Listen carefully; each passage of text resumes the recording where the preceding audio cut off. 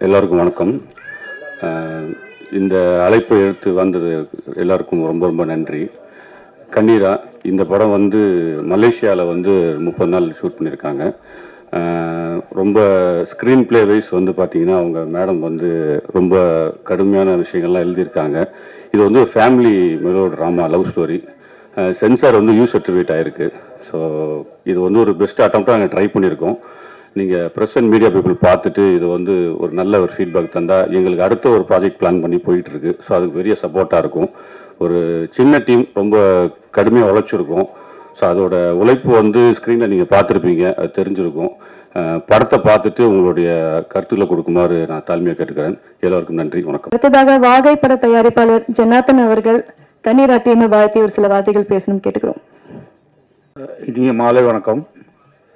இந்த மேடைக்கு என்னை அழைத்ததற்கு கண்ணீரா ப்ரொடக்ஷன்ஸும் உத்ரா ப்ரொடக்ஷனுக்கும் மிக்க நன்றி. மேடையில் வந்திருக்கும் அனைவருக்கும் மாலை வணக்கம். பத்திரிகையாளர் மற்றும் ஊடக நண்பர்களுக்கும் என்னுடைய இனிய மாலை வணக்கம். நான் ஒரு சின்ன தயாரிப்பாளர். ரொம்ப கஷ்டப்பட்டு வாக என்ற படத்தை எடுத்திருக்கோம். என்னுடைய சின்ன வேண்டுகோள் என்னன்னாக்கா, இந்த சின்ன தயாரிப்பாளர் சங்கம் வந்து சின்ன சின்ன ப்ரொடியூஸ் பண்ணுறவங்களுக்கு படம் விற்பனைக்கு தேவையான உக்திகளை தகுந்த நேரத்தில் ஹெல்ப் பண்ணி அவங்கள மேல் கொண்டு வரணும். அப்போ தான் அவங்க வந்து மேலும் சில ப்ரொடக்ஷன் பண்ணணும்னு நினைக்கிறாங்க. அதுக்கு வந்து அவங்க ஹெல்ப் பண்ணணும். சேட்டலைட்ஸ், ஓடிடி, இந்த மாதிரி புது இயக்குநர்களை நம்பி தான் படம் எடுக்கிறோம் நம்ம. ஆனால் புது இயக்குநர்கள் வந்து கடைசி வரைக்கும் இருந்து அந்த ரிலீஸ் பண்ணுற வரைக்கும் சிலர் இருக்க மாட்டேன்றாங்க, சிலர் கடுமையாக உழைச்சி ஹெல்ப் பண்ணுறாங்க. அந்த மாதிரி இருக்கக்கூடாது. மேலும் புதிய இயக்குநர்கள் வந்து இது வந்து மனசில் வச்சுட்டு எங்களை போல் சின்ன சின்ன ப்ரொடியூசருக்கு தகுந்த நேரத்தில் உதவி பண்ணணும். நன்றி, வணக்கம். எல்லாருக்கும் வணக்கம். மெயினாக பத்திரிகை, தொலைக்காட்சி, இணையதள நண்பர்கள் அனைவருக்கும் வணக்கம். அப்புறம் மேடையில் உட்காந்துருக்கும் தெளிவ ஜாம்பவன் அவங்களுக்கு எல்லாத்துக்கும் வணக்கம் தான். ஆக்சுவலாக கண்டிப்பாக ட்ரெய்லர் பார்த்தோம், ட்ரெய்லர் நல்லா இருந்துச்சு. அது இல்லாமல் சாங்ஸ் எல்லாம் பார்த்தோம், அது ரொம்ப நல்லா இருந்துச்சு. கண்டிப்பாக ஹரியுத்ராக்கு இந்த படம் வந்து கண்டிப்பாக லாபகரமாக வெற்றிகரமாக அமைய வாழ்த்துக்கள். ஆக்சுவலாக நான் கந்தக்கோட்டை ஈகோ 2 படம் பண்ணிவிட்டு அதுக்கப்புறம் ஒன் பிரச்சனை ஸ்டார்ட் பண்ணேன். நான் வந்து ஸ்டார்ட் பண்ணி அதில் ஃபஸ்ட்டு படம் ஃபோர்ஸ்னு ஒரு படம் பண்ணோம். அதுக்கப்புறம் இப்போ ரிங்னு ஒரு படம் பண்ணியிருக்கேன். 2 படம் பண்ணியிருக்கேன். கண்டிப்பாக சின்ன படங்கள் வந்து சின்ன படங்களோ மீடியம் பட்ஜெட் படங்களோ இன்றைக்கி இருக்கிற நிலைமையில் பிஸ்னஸ் பண்ணுறது எடுக்கிறது சில பிஸ்னஸ் பண்ணுறது ரொம்ப டஃப்பான விஷயம் தான். கண்டிப்பாக எல்லாருக்கும் தெரியும். இருந்தாலும் நான் கொஞ்சம் குவாலிட்டியாக பண்ணிகிட்டு இருக்கனால கண்டிப்பாக நான் அடுத்த படங்கள் பிஸ்னஸ் பண்ணிகிட்ருக்கேன். நல்லபடியாக போயிட்டுருக்கு. அதனால் கண்டிப்பாக இங்கே நல்ல குவாலிட்டியான படங்களும் ஒரு ஆர்டிஸ்ட் காம்பினேஷன் இருந்தால் கண்டிப்பாக பிஸ்னஸ் பண்ணுற வழிகள் நிறையா இருக்குது. அதுக்கு நிறைய பேர் சப்போர்ட்டும் பண்ணுறாங்க. அதனால் கண்டிப்பாக அந்த மாதிரி இந்த படமும் நல்ல வெற்றி படமாக ஹரியுத்ராக்கு அமையட்டும். ரொம்ப தேங்க்ஸ். மேடையில் அமர்ந்திருக்கிற எல்லாருக்கும் மாலை வணக்கம். கதிரை வந்து எனக்கு ஒரு 2 இயர்ஸாக தெரியும். அப்போ அவர் சொல்லும்போது நான் இந்த மாதிரி ஒரு படம் ஒன்று பண்ணலான் இருக்கேன் அப்படின்னு சொல்லியிருந்தாரு. பட் ஆனால் அதுக்கப்புறம் அவர்கிட்ட வந்து எந்த விஷயமும் நான் எதிர்பார்க்கவே இல்லை. அதுக்கப்புறம் எனக்கு அவர் ரீசெண்டாக கால் பண்ணும்போது சொன்னது, சார் படம் முடிஞ்சிருச்சு, ரிலீஸ் பண்ணுறதுக்கு ரெடி ஆகிட்டோம் அப்படின்னு மட்டும்தான் சொல்லியிருந்தாரு. ஸோ அந்த ஒரு விஷயமே எனக்கு வந்து அவர்கிட்ட பிடிச்சது என்னென்னா, ஃபஸ்ட்டு வந்து என்கிட்ட கதை சொல்லும்போதும் சரி, இந்த விஷயத்தை இப்படி பண்ணலாம் அப்படின்ற ஒரு ஐடியா சொல்லும்போதும் நான் அவர்கிட்ட நிறைய விஷயங்கள் சொன்னேன். எப்படி பண்ணுவீங்க, ஏன்னா நாங்கள் இங்கே இருக்கும்போதே சில விஷயங்கள் நிறைய கஷ்டப்படுறோம், நிறைய விஷயங்கள் பண்ணி அதை கொண்டு வந்து ரிலீஸ் ஸ்டேஜ் கொண்டு வரது ரொம்ப கஷ்டமாக இருக்குது அப்படின்ற மாதிரி சொல்லியிருந்தோம். பட் அவர் என்ன சொன்னார்னா, இல்லை சார் எனக்கு நம்பிக்கை இருக்க, கண்டிப்பாக நான் பண்ணிவிடுவேன் அப்படின்ற ஒரு விஷயம் சொல்லியிருந்தார். அண்ட் அவர் சொன்னதை இன்றைக்கி வந்து பார்க்கும்போது நல்லாவே தெரியுது அவர் எதை சொல்லியிருந்தாரோ அதை கொண்டு வந்திருக்காரு அப்படின்ட்டு. ஸோ வெல்டன் கதிர். ஸோ இந்த படம் வெற்றி பெற என்னோட வாழ்த்துக்கள். தேங்க்யூ. வணக்கம். இன்னைக்கு எங்களோட சேர்ந்து இந்த விழாவை கொண்டாட வந்திருக்கீங்க மீடியா அண்ட் சீஃப் கெஸ்ட், அப்புறம் நிறைய இங்கே டைரக்டர்ஸ், ப்ரொடியூசர்ஸ் இருக்காங்க. ரொம்ப மகிழ்ச்சியாக இருக்குது இந்த தருணம். ஏன்னா ரொம்ப எமோஷ்னலான ஒரு மூமெண்ட்ஸ் ஆக்சுவலி. ஏன்னா எங்கள் மாதிரி ஃபாரின் ஃபிலிம் மேக்கர்ஸ்க்கு இங்கே தமிழ்நாட்டில் வந்து படம் ரிலீஸ் பண்ணுறது அது மிகப்பெரிய கனவு, மிகப்பெரிய ஒரு லட்சியம். அது இன்னைக்கு நினைவாகுதுன்னா அதுக்கு முக்கிய காரணம் மிஸ்டர் ஹரியுத்ரா சார் அண்ட் ரோஸ்டோ Bala sir. Thank you for welcoming us into Indian cinema. நீங்கள் எல்லாமே கண்டிப்பாக இது சாத்தியம் இல்லை. And thank you to Kanneera team. நாங்கள் பாதி பேர் தான் வந்திருக்கோம், மீதி பேர் ஸ்டில் இன் மலேசியா, வர முடியல. வந்தவங்களுக்கும் வராதவங்களுக்கும் என்னுடைய வாழ்த்துக்கள் அண்ட் நன்றிகள். And thank you to the director and co producer Kathiravan எனக்கு இந்த வாய்ப்பு கொடுத்ததுக்கு. அண்ட் நான் எழுதின கதையை நம்பி அது ஒரு அழகான படமாக்கி இப்போது தமிழ்நாடு வரைக்கும் கொண்டு வந்து சேர்த்துருக்காங்க. அது ரொம்ப பெரிய விஷயம். கங்க்ராச்சுலேஷன்ஸ். அண்ட் இன்னொரு முக்கியமான ஒரு ஆளுக்கு நான் நன்றி சொல்லணும். அது என்னோட பொண்ணு ஆதிரா. ஏன்னா நாங்கள் கல்யாணம் பண்ணி ஒரு ஃபியூ இயர்ஸ்க்கு கழிச்சு தான் அவள் பிறந்தா. ஸோ மீன்வேல் மைண்டை டைவெர்ட் பண்ணலான்னு சொல்லி தான் கதை எழுத ஆரம்பித்தேன். This is my first script Kanneera. So கதை எழுதி படம் போயிட்டுருக்கிறப்போ ஐ காட் ப்ரெக்னென்ட், கன்சீவ் ஆகிட்டேன். அப்போது நான் கோ டைரக்ஷன் பண்ணிட்டு இருந்தேன். ஸோ அப்போ கதிர் சொன்னாங்க, நீ வீட்டில் இருந்து ரெஸ்ட் பண்ணுங்க, ஏன்னா ஷூட் செட்டு டயரிங்காக இருக்கும், கஷ்டமாக இருக்கும் அப்படின்னு சொன்னாங்க. அப்போ நான் சொன்னேன், நீங்கள் தனியாலாம் போய் ஷூட் பண்ணுறது கஷ்டம் இல்லை அப்படின்னா நான் இப்போ 2 பேராக இருக்கேன். ஸோ எனக்கு ஆக்சுவலி எக்ஸ்ட்ராவாக ஒரு எனர்ஜி இருக்குது, எக்ஸ்ட்ராவாக ஒரு சக்தி இருக்குது. So how can I be weaker than any time before அப்படின்னு சொல்லிட்டு then we somehow continue the shoot. So I would like to thank my daughter for being the strength and giving me the endurance to complete the shoot. And அவங்க எனக்கு வரல, மலேசியாவில் இருக்காங்க. So I would like to dedicate this very special moment to her. And இந்த படம் வெற்றி அடையணும் அப்படின்னு நான் கடவுளை வேண்டிக்கிறேன். And thank you universe for making this happen. Thank you very much. Robo Shankar அவர்களே ஒரு சில வார்த்தைகளுக்காக அழைக்கிறோம். பத்திரிகை ஊடக நண்பர்களுக்கு வணக்கம். அனைவருக்கும் இனிய புத்தாண்டு பொங்கல் நல்வாழ்த்துக்கள். ஏன்னா புத்தாண்டுக்கு அப்புறம் உங்களை பார்க்கக்கூடிய முதல் சந்திப்பு, ரொம்ப ரொம்ப சந்தோஷம். கண்ணீரா திரைப்படத்தின் குழுவுக்கு என்னுடைய மனமார்ந்த நன்றிகள். முதல்ல அவங்க சிஸ்டர் பேசும்போது பாவம், அவங்க வீட்டுக்காரர் தான் டைரக்டர், அவர் தான் ப்ரொடியூசர், அவர் தான் ஹீரோ. பாவம் யாரோ ஒருத்தர் மாதிரி அவ்வளோ அழகாக பேசினாங்க. மைண்டை வேறு டைவெர்ட் பண்ணுறதா சொன்னீங்க இல்லையா? நீங்கள் மைண்டை டைவெர்ட் பண்ணாமல் இருந்திருந்தீங்கன்னா இன்னொரு தங்கச்சி பாப்பா, இன்னொரு தம்பி பாப்பா அப்படி ஒன்று ப்ரொடியூஸ் ஆகிருக்கும்.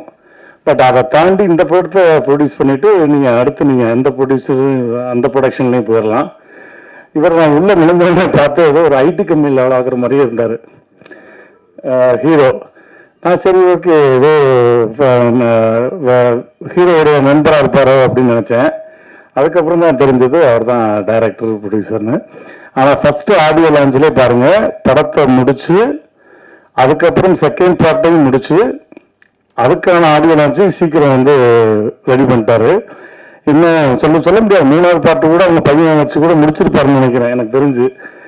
அதில் பெரிய நன்றி என்ன சொல்லணும்னா, மலேசியாவில் முழுக்க படம் பண்ணி அதை சவுத் இந்தியாவில் வந்து ரிலீஸ் பண்ணுறாரு அப்படின்ற போது கண்டிப்பாக தென்னிந்திய நடிகர் சங்கம், தமிழ் திரையுலகம் உங்களை வருகைன்னு வரவேற்கிறது. அதுக்கு மிக பெரிய வரவேற்பும் வாழ்த்துக்களும் உங்களுக்கு. மலேசியா வந்து ரொம்ப அழகான ஊர். உண்மையிலே அந்த சினிமாட்டோகிராஃபி ரொம்ப அழகாக பண்ணியிருந்தாங்க. ஏன்னா மலேசியாவில் வந்து பினாங்கா இருக்கட்டும், லங்காவியா இருக்கட்டும், கேரளா இருக்கட்டும், நீங்கள் எங்கே போனாலுமே நம்ம ஊருக்கு போன மாதிரி தான் இருக்கும். அங்கே மலேசியாவுக்கு போன மாதிரி ஒரு ஃபாரின் போகிற மாதிரி ஃபீலே இருக்காது. எல்லாம் திருச்சி, தஞ்சாவூர், புதுக்கோட்டை எல்லாம் நம்ம மக்களே பார்க்கலாம். இதெல்லாம் எதுக்கு நான் சொல்கிறேன்னா, நான் மலேசியா போயிட்டு வந்தேன்றதுக்காக சொல்கிறேன். அதுக்கு நீங்கள் ஒரு கை தட்டுவீங்கன்னு நினச்சேன். நேற்று வந்த ஊரில் இருந்து. அதனால அடிக்கடி போகிற ஊர். ரொம்ப அழகாக நம்ம தென்னிந்திய கலைஞர்களை அதிக நிகழ்ச்சிகள் கூப்பிடுறதும் சரி, அதிக படப்பிடிப்பு அவங்களுடைய சொந்த பந்தங்கள் மாதிரி அழகாக பார்த்துக்கிற ஊர் வந்து சிங்கப்பூர், மலேசியா மக்கள். அதற்கு அவங்களுக்கு மிகப்பெரிய நன்றி, வாழ்த்துக்களும். இந்த படம் மிகப்பெரிய வெற்றியடைய மனமார்ந்த வாழ்த்துக்கள். நன்றி, தேங்க்யூ. அனைவருக்கும் வணக்கம். எங்கள் உத்ரா ப்ரொடக்ஷன்ஸில் வந்து பண்ணுற 3வது திரைப்படம் இது கண்ணீரா வந்து ரொம்ப ஸ்பெஷலான படம். ஏன்னா இந்த வருஷத்தில் வந்து ஃபஸ்ட்டு ஆடியோ லான்ச்சாக வந்து இங்கே பிரசாத்தில் வந்து நாங்கள் பண்ணுறோம்.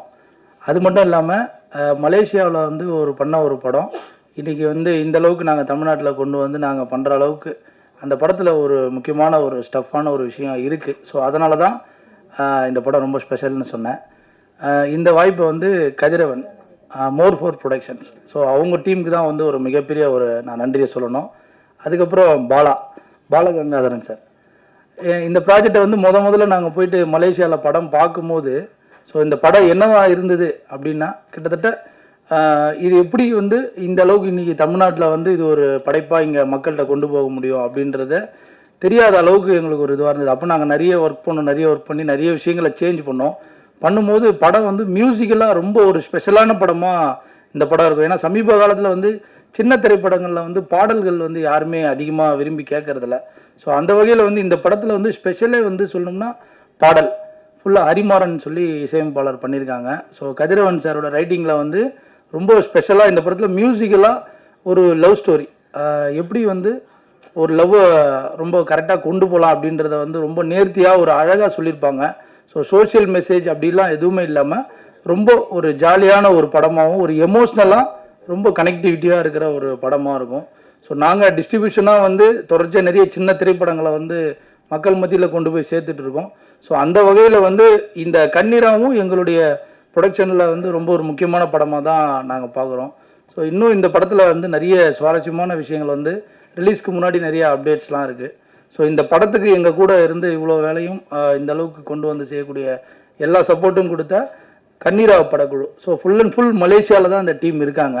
ஸோ அவங்க எல்லாருக்கும் இந்த நேரத்தில் ஒரு மிகப்பெரிய ஒரு நன்றியை நான் தெரிவிச்சுக்கிறேன். எல்லாத்துக்கும் மேலே இன்றைக்கி ஒரு மால் ஆகட்டும், ஒரு நார்மல் சிங்கிள் ஸ்க்ரீனில் கூட இன்றைக்கி வந்து ஒரு ஷோ வாங்கி நம்ம ஒரு சின்ன திரைப்படங்களை கொண்டு போகிறது எவ்வளோ கஷ்டமாக இருக்குன்னு சொல்லி எல்லாருக்கும் தெரியும். அதையும் தாண்டி இப்படி ஒரு படைப்பை வந்து இன்றைக்கி திரையரங்கில் கொண்டு வர்றதுக்கு ரொம்ப சப்போர்ட்டாக இருக்கிற நம்ம மோர் ஃபோர் ப்ரொடக்ஷன்ஸில் கதிரவன் சார். ஸோ என்னென்னா நம்ம தமிழ்நாட்டில் இருக்கிறவங்களே இன்றைக்கி வந்து இந்த அளவுக்கு ஒரு படைப்பை வந்து கொண்டு போய் சேர்க்கறதுல எந்த அளவுக்கு நம்ம கூட சப்போர்ட்டாக இருப்பாங்கன்னு தெரில. ஸோ மலேசியாவில் வந்து எதுவுமே தெரியாது, பிளாங்காக முதல்ல நான் இந்த படம் வந்து ஃபுல் அண்ட் ஃபுல்லாக நான் எடுத்து நான் பண்ணுறேன் அப்படின்னு சொல்லி நான் கம்ப்ளீட்டாக சேஞ்ச் பண்ணும்போது ஒரு இடத்துல கூட வந்து அவர் டைரக்டர் இந்த படத்தில் ஃபுல் அண்ட் ஃபுல் ரைட்டிங்கும் அவங்க மேடமும் அவங்கள தான் பார்த்தாங்க. இருந்தாலும் வந்து எந்த விதமான நம்ம சஜஷன் சொன்னாலும் அதை அக்செப்ட் பண்ணாங்க. அந்த அக்செப்ட் தான் வந்து இது ஒரு மிகப்பெரிய சக்ஸஸ். ஸோ இது வந்து மலேசியாவில் வந்து அவங்க ஒரு ஃபெஸ்டிவலாக மலேசியாவில் மட்டும் ரிலீஸ் பண்ணியிருந்தாங்க. ஸோ அங்கே ரிலீஸ் பண்ணதில் இந்த படத்துக்கு நிறைய ரிவ்யூஸ்லாம் நல்ல ஒரு ரேட்டிங்ஸோடு எங்களுக்கு கிடைச்சிது. ஸோ இப்போ இது தமிழ்நாட்டிலையும் அதே ஒரு வெற்றியும் அதே ஒரு ரிவ்யூஸ் அண்ட் ரேட்டிங்ஸும் கிடைக்கும்னு சொல்லிட்டு நாங்கள் நம்புகிறோம். மீதி இன்னும் ப்ரெஷ் ஷோ அதெல்லாம் இருக்குது. ஸோ எல்லாம் பார்த்துட்டு பத்திரிகையாளர்கள் நீங்கள் தொடர்ச்சியாக எங்களுடைய உத்தரா ப்ரொடக்ஷன்ஸ் படம் நிறைய படங்களை சப்போர்ட் பண்ணி இந்த அளவுக்கு வந்து நாங்கள் வளர்ந்து வரதுக்கு ஒரு உதவியாக இருக்கீங்க. ஸோ நீங்கள் எல்லோரும் இந்த படத்தை பார்த்துட்டு நியாயமான விமர்சனத்தை கொடுத்து படம் அடுத்த கட்டத்துக்கு கொண்டு போகிறதுக்கான எல்லா உதவிகளும் செய்யணும்னு சொல்லி கேட்டுக்கிறோம். நன்றி. கண்ணீரா படத்தை இயக்கி அதில் கதாநாயகன் எடுத்திருக்கும் கதிரவன் அவர்களை ஒரு சில வார்த்தைகளுக்காக அழைக்கிறோம். எல்லாருக்கும் வணக்கம். இங்கே வந்து ரொம்ப ஒரு இமோஷ்னலான ஒரு தருணம் எனக்கு. ஏன்னா இந்த சினிமா துறையில் நிறைய ஜாம்பவார்கள் இங்கே என் முன்னுக்கு உட்காந்துருக்கும் போது அவங்க மத்தியில் நானும் உட்காந்துருக்கேன் அப்படின்னு நினைக்கும் போது ரொம்ப பெருமையாக இருக்குது. அடுத்து இங்கே வந்திருக்கிற அனைத்து பத்திரிகை ஊடக நண்பர்கள் எல்லாருக்குமே என்னுடைய ரொம்ப முதற்கண் வணக்கம். பிகாஸ் மக்கள்கிட்ட கொண்டு போய் சேர்க்குற ஒரு பாலமாக தான் நீங்கள் எங்களுக்கு இருக்கீங்க. ஸோ நீங்கள் அதை கரெக்டாக பண்ணும்போது நிச்சயமாக இந்த படத்துக்கு மக்களோட ஆதரவு கிடைக்கும் அப்படின்னு நான் பெரிதும் எதிர்பார்க்குறேன்.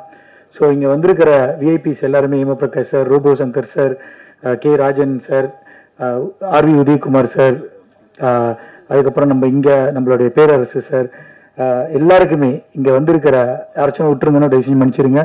ஸோ இங்கே வந்திருக்கிற அனைவருக்குமே வந்து ஃபர்ஸ்ட்டு ரொம்ப ரொம்ப நன்றி. பிகாஸ் இது எங்களுடைய முதல் முயற்சி, ஒரு முதல் குழந்தை மாதிரி அப்படின்னு சொல்லுவாங்க.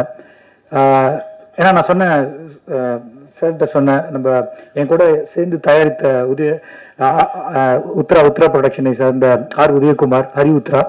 ஸோ அவர்கிட்ட சொன்னேன், சார் எப்படி நான் கொஞ்சம் நர்வஸாக இருக்கு, கொஞ்சம் சீக்கிரமாக முடிச்சிருவா ஸ்பீச் அப்படின்னு சொன்னேன். இப்போ பாலாஸ்வரம் அவங்களும் சொன்னாங்க, சார் கொஞ்சம் பேசுங்க, நீங்கள் இயக்குனர் ஹீரோஸும் கொஞ்சம் பேசுங்க அப்படி சொன்னாங்க. ஸோ அதனால் முடிஞ்ச அளவுக்கு என்ன கவர் பண்ண முடியும் அப்படின்னு நான் பார்க்குறேன். அதாவது ஒரு பழமொழி இருக்குது, அதாவது திரைக்கடல் ஓடியும் திரவியும் தேடு அப்படின்ட்டுன்னு. ஸோ எங்களுக்கு வந்து பார்த்தீங்கன்னா நாங்கள் கடல் கடந்து இவ்வளோ பெரிய கடல் மாதிரி இருக்கிற ஒரு திரைத்துறைக்கு எங்களுடைய படமும் ஒரு சின்ன ஒரு கருவியாக இருக்கணும், பங்கு அளிக்கணும் அப்படின்னு சொல்லிட்டு தான் நாங்கள் கடலை தாண்டி இங்கே வந்திருக்கோம். திரவியம் தேடுறது, திரவியம் வந்து பணம் மட்டும் கிடையாது, மக்களுடைய அன்பு, ஆதரவு, அந்த சினிமா துறையில் எங்களுக்கும் ஒரு அங்கீகாரம் வேணும் அப்படின்றதுக்காக தான் வந்திருக்கோம். ஸோ இந்த படம் வந்து எனக்கு ரொம்ப இமோஷனலான ஒரு படம் அப்படின்னு சொன்னால், இந்த ப்ரொடக்ஷனை நான் தான் முதல் ஸ்டார்ட் பண்ணேன். சார் அரிவுத்ரா அவர் வரதுக்கு முன்னாடி இந்த படம் வந்து ஆல்ரெடி கொஞ்சம் தொடங்கிட்டோம். ஸோ அது ஏன் எனக்கு ரொம்ப இமோஷனல்னா, அவங்க என்னுடைய ஒய்ஃப் கௌசல்யா வந்து அஃப்கோர்ஸ் இப்போ இருக்கிற காலகட்டத்தில் உங்களுக்கு தெரியும், கல்யாணத்துக்கு அப்புறம் வந்து குழந்தைகள் இல்லைன்னா கொஞ்சம் இந்த சொசைட்டியில் ஒரு சின்ன ப்ரெஷர் இருக்கும், அது அறியாமலே நம்மள தாக்கும். ஸோ அப்போ ஒரு சின்ன கேப் விழுவும்போது அப்போ நான் சொன்னேன், லைக் நம்மளுக்கு கொஞ்சம் ஒரு சின்ன ஒரு டைவர்ட் பண்ணுறதுக்கு அவங்க வந்து என்கிட்ட சொன்னாங்க, நம்ம ஏன் நான் ஒரு கதை எழுதுறேன், ஒரு படம் பண்ணலாமே அப்படின்னு சொன்னாங்க. இப்போ நான் சொன்னேன், சரி இதுலேருந்து வெளியாகிறதுக்கு உனக்கு ஒரு தேவைப்பட்டுச்சுன்னா நீ செய்யுமா, பிரச்சனை இல்லை, நீ கதை எழுது, நம்ம பார்ப்போம் அப்படி படமாக கன்வெர்ட் பண்ணுறதுக்கு அப்படின்னு சொல்லி ஒரு 2 மாதத்துலேயே அவங்க ப்ரிப்பேர் பண்ணி கொண்டு வந்துட்டாங்க ஸ்கிரிப்டை. கேட்கும்போது ரொம்ப ரொம்ப பிடிச்சிருந்துச்சி, எனக்கு ரொம்ப ரிலேட்டபிளான ஒரு கதையாக இருந்துச்சு.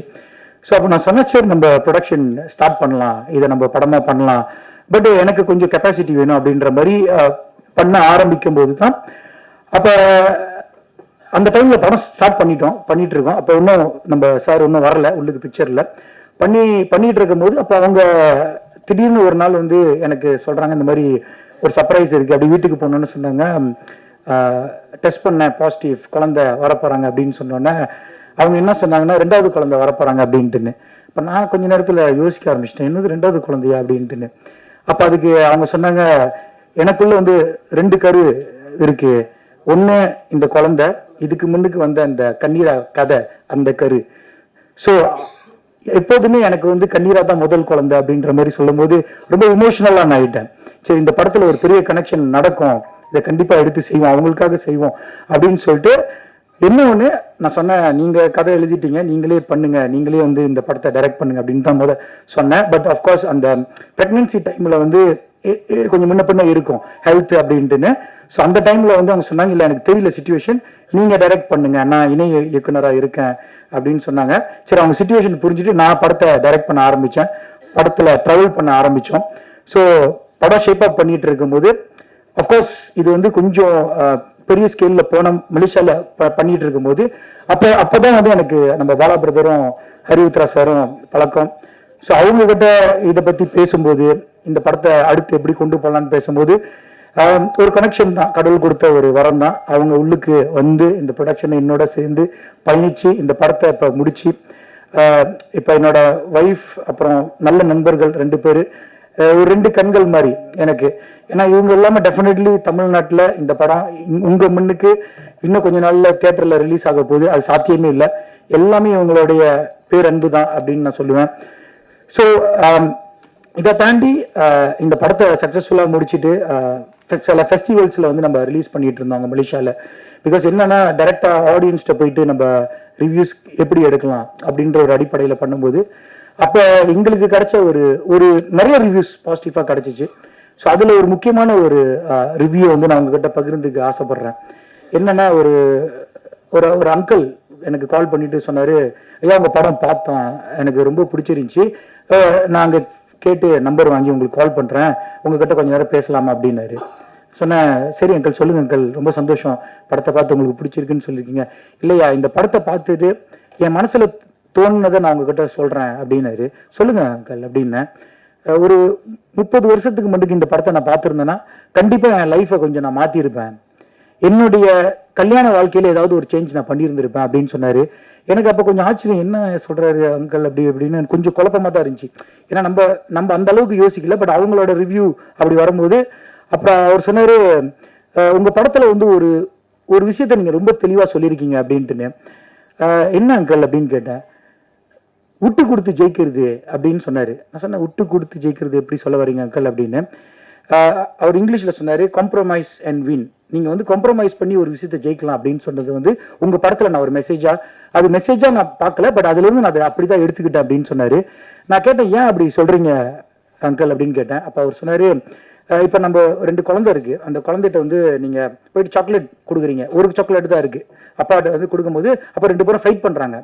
ஃபைட் பண்ணிட்டு இருக்கும்போது எனக்கு வேணும் உனக்கு வேணும் இந்த சாக்லேட்டை வந்து அந்த பையனுங்க 2 பேர் சண்டை போடும்போது அப்பா சொல்கிறாரு, அரைச்ச ஒரு ஆள் சாப்பிட்ருங்க அப்படின்னு. ஸோ அப்போ என்ன நடக்குது, அந்த அண்ணன் வந்து சரி தம்பிக்காக இந்த சாக்லேட் நான் கொடுக்குறேன், பரவாயில்லையா நீ சாப்பிடு, அண்ணனுக்கு வேணாம் நீயே சாப்பிடு அப்படின்னு சொல்லும் போது அந்த சாக்லேட்டை எடுத்துகிட்டு போய் அந்த தம்பி போயிட்டு கொஞ்ச நேரம் கழித்து திரும்ப வந்துட்டு, இல்லை நான் பரவாயில்லண்ணே இந்த சாக்லேட்டை நீங்களே சாப்பிடுங்க எனக்கு வேணான்னு சொல்லிட்டு கொடுத்துட்டு போயிட்டாரு. ஸோ அவர் ஏன் அப்படி அந்த விளக்கத்தை சொன்னாருன்னா, அவர் ஆக்சுவலி சண்டை போடலை, அந்த பையன் வந்து சண்டை போடலை, சாக்லேட்டை பிடுங்கலை, அதுக்காக போய் ஃபைட் பண்ணலை, அவர் கொடுத்ததுன்னா விட்டு கொடுக்குறாரு. ஒரு விஷயத்தை விட்டு கொடுக்கும்போது ஒரு விஷயம் நம்மளுக்கு திரும்ப கடவுள் கொடுப்பாருன்னு சொன்னார்ல, அந்த மாதிரி தான் தம்பி வந்து பரவாயில்ல நீயே சாப்பிடு. ஸோ எண்ட் ஆஃப் தி டே அந்த சாக்லேட் அவர் ஜெயிச்சிட்டாரு, சாக்லேட் அவர் சாப்பிட்டாரு. ஸோ அந்த கரு தான் இந்த படத்தில் எனக்கு ரொம்ப பிடிச்சிருக்கு அப்படின்னு சொன்னார். அதை கேட்டான்னு எனக்கு ரொம்ப நிகழ்ச்சியாகிருச்சு, ரொம்ப சந்தோஷமாகிருச்சு. படத்தை இந்த ஒரு மெசேஜை வந்து ரொம்ப அழகா ஆடியன்ஸ் பார்க்குறாங்க அப்படின்ட்டுன்னு. ஸோ இந்த ஒரு விஷயம் வந்து கண்டிப்பாக வந்து எல்லா மக்களுக்கும் ரொம்ப ரிலேட்டபுளாக ரொம்ப கனெக்ட் பண்ணோம் அப்படின்னு நான் நம்புகிறேன் இந்த படத்தில். ஸோ அதுக்கான முயற்சியில் தான் நம்ம ஈடுபட்டிருக்கோம். And at the same time எனக்கு வந்து ஒரு சின்ன உறுத்தல் இருந்துகிட்டே இருந்துச்சு. ஏன்னா ஃபர்ஸ்ட் படம் வந்து கண்டிப்பாக அவங்க தான் பண்ணியிருக்கணும், என்னுடைய ஒய்ஃப் தான் பண்ணியிருக்கணும். பட் அந்த ப்ரெக்னென்சி பீரியடில் அவங்க பட்ட கஷ்டம் எனக்கு தெரியும், அந்த வழியை எப்படி அவங்க வந்தாங்கன்னு. அதனால தான் அந்த படத்தை நான் டேக் ஓவர் பண்ணுற ஒரு சூழ்நிலை இருந்துச்சு. நான் சொன்னேன், இல்லை இந்த படம் கண்டிப்பாக நீ தான் பண்ணியிருக்கணும் அப்படின்னு சொல்லிட்டு இருக்கும்போது தான் அவங்க சொன்னாங்க, கண்ணீரா 2 வந்து ஒரு கதை நான் ரெடி பண்ணிட்டேன், நீங்கள் கேட்குறீங்களா அப்படின்ட்டுன்னு. அதை கேட்டோடனே வந்து எனக்கு ரொம்ப ஆர்வமாயிருச்சு, ரொம்ப சந்தோஷமாகி கேட்டேன் கதையை. ரொம்ப ஒரு பார்ட் 1க்கு ஒரு ஈக்குவலான ஒரு கதை எழுதியிருந்தாங்க. அப்போ நான் சொன்னேன், இந்த வாட்டி நீ தான் டைரக்ட் பண்ணணும், நீ தான் இந்த படத்தை செய்யணும், இது வந்து ஒரு கட்டளை மாதிரி அப்படின்னு நான் சொன்னேன். ஸோ அந்த டைமில் தான் வந்து என்னன்னா தமிழ்நாட்டில் படம் ரிலீஸ் பண்ணணும் அப்படின்ற மாதிரி லாஸ்ட் இயர் மீட்டில் பேசிகிட்டு இருந்தோம், நான், பாலா சார், அப்புறம் அரியுத்ரா சார். அப்போ அவங்க சொன்னது என்னென்னா, பிரதர் ஒரு சீக்வல் ரெடி பண்ணுறது ரொம்ப நல்ல விஷயம். ஏன்னா ஒரு படம் ஒரு பார்ட் 1 வரும்போது பார்ட் 2 அந்த ஒரு கனெக்ஷன் ஏற்படும் போது அந்த ரீச் வந்து மக்கள்கிட்ட இன்னும் அதிகமாக போய் சேர்றதுக்கான வாய்ப்புகள் இருக்குது. ஸோ நீங்கள் தைரியமாக பண்ணுங்க அப்படின்னு சொல்லும்போது, இல்லை சார் நான் ஒரே டைமில் இந்த 2 இது எப்படி பண்ணுறது அப்படின்னு சொல்லும்போது எனக்கு பின்னாடி தட்டி கொடுத்து போய் பண்ணுங்க, இந்த படத்தை முடிங்க, தமிழ்நாடை பற்றி நீங்கள் கவலையப்படாதீங்க, நாங்கள் இருக்கோம், நாங்கள் தோல் கொடுப்பான் தோழன் அப்படின்னு சொல்லுவாங்களா, அந்த மாதிரி அவங்க 2 பேரும் நின்று இந்த ஈவெண்ட் இவ்வளோ சிறப்பாக செஞ்சுருக்காங்க. இந்த 6 மாசமா அவங்க எந்த அளவுக்கு உழைப்பு போட்டிருக்காங்க அப்படின்றது எனக்கு தெரியும். ஸோ அந்த கேப்பில் தான் நாங்கள் பார்ட் 2 வந்து செஞ்சு முடிச்சிட்டோம். அதுவும் இப்போ போஸ்ட் ப்ரொடக்ஷன் போயிட்டு இருக்கு. ஸோ இந்த வருஷம் கண்டிப்பாக எங்ககிட்ட இருந்து மோஃபோ ப்ரொடக்ஷன், அரியுத்ரா சாரோட உத்ரா ப்ரொடக்ஷன் 2 பேரும் இணைந்து 2 படம் கொடுப்போன்ற நம்பிக்கையோடு, வந்தாரை வாழ வைக்கும் தமிழ்நாடுன்னு சொல்லுவாங்க, அந்த மாதிரி எங்களையும் வாழ வைப்பீங்க அப்படின்னு சொல்லி ஊடக நண்பர், பத்திரிகை நண்பர் எல்லாருக்கும் ஒரு பெரிய வணக்கத்தை கொடுத்துட்டு என்னுடைய இந்த உரையை நான் முடிச்சுக்கிறேன். நன்றி, வணக்கம், தேங்க்யூ. இயக்குனர் பேரரசு அவர்களை ஒரு சில வார்த்தைகளுக்காக அன்போடு அழைக்கிறோம். அனைவருக்கும் வணக்கம். கண்ணீரா நீரா அப்படிங்கிறது ஒரு பெண்ணோட பெயர். அந்த நீராவை கண்ணுக்குள்ளே கதாநாயகன் வைத்திருக்கிறாரு, அதுதான் கண்ணீரா. நான் ஃபஸ்ட் வெறும் கண்ணீரா அப்படிங்கும்போது நம்ம கண்ணில் இருந்து நீரை சொல்கிறாங்க அவ்வளோ இருக்குது, அதான் டெய்லி பார்த்துட்டு இருக்குமே. அது ஒரு டைட்டில் கொஞ்சம் புதுசாக இருக்குது. இதில் வந்து நம்மளுக்கு வந்து முக்கியமான விஷயம் என்னென்னா, மனைவி கதை எழுதி கணவன் இயக்கியிருக்கிறாரு, அது புது விஷயம். கணவன் இயக்குறதுக்கு ஒத்துக்கிட்டது ஓகே, அவர் கதாநாயகன் நடிக்கிறதுக்கு ஒத்துக்கிட்டாங்க பாருங்க. நிறைய பேருக்கு பயப்படுவாங்க, சினிமா கூடுறதுக்கே பயப்படுவாங்க. அதில் இயக்குனர் அனுமதிக்கிறது வேறு, கதாநாயகனை வேறு அனுமதிச்சிருக்காங்க. இல்லை இங்கேயே இந்த சொன்னீங்களே விட்டு விட்டு கொடுக்குறது, அது இங்கேயே ஆரம்பிச்சு. உங்களுக்கு லைஃப்லேயே இதுலேயே ஆரம்பிச்சு. என் கதையை இல்லை கௌசல்யாவா அவங்க பேர்? ஆமாம், கௌசல்யா கதையை அவங்களே இயக்கியிருக்கணும். அப்படிங்கும்போது அவங்க இல்லை நீங்கள் இயக்குங்க அப்படின்னு விட்டு கொடுத்துருக்காங்க. ஆமாம், இப்போ அடுத்து செகண்ட் பார்ட்டு. அதான் செகண்ட் பார்ட்டில் வந்து இப்போ இவர் விட்டு கொடுத்துட்டாரு. நான் ஃபஸ்ட்டு படம் நான் இயக்கிட்டேன், 2வது படத்தை நீ இயக்கிறேன்ட்டு. இப்போ ஃபஸ்ட் பார்ட்டு போகும்போது 2வது குழந்தை ரெடி ஆயிடுச்சு. இப்போ செகண்ட் பார்ட் போகும்போது 3வது குழந்தை ரெடி ஆயிரும்ல. ரொம்ப அவர் ரொம்ப ஆரம்பிக்காரு ரோபசங்கர். என்ன அவர் வந்து அதனால் செகண்ட் பார்ட் போகும்போது 3வது குழந்தையும் ரெடி ஆயிடணும்.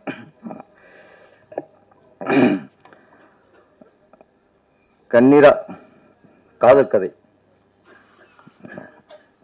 நம்ம தமிழ் திரையுலகில் இப்போ வந்து காதல் கதை வர்றது ரொம்ப அபூர்வமாயிடுச்சு. இப்போ ரொம்ப ரொம்ப அபூர்வமாயிடுச்சு, ரொம்ப அதிகமாக வர்றதே இல்லை இப்போலாம். ஆமாம், ஒரு 20 வருஷத்துக்கு முன்னாடி 25 வருஷத்துக்கு முன்னாடிலாம் ஒரு 10 படம் ரிலீஸ் ஆச்சுன்னா அதில் வந்து 6 படம் காதல் கதையாக தான் இருக்கும்.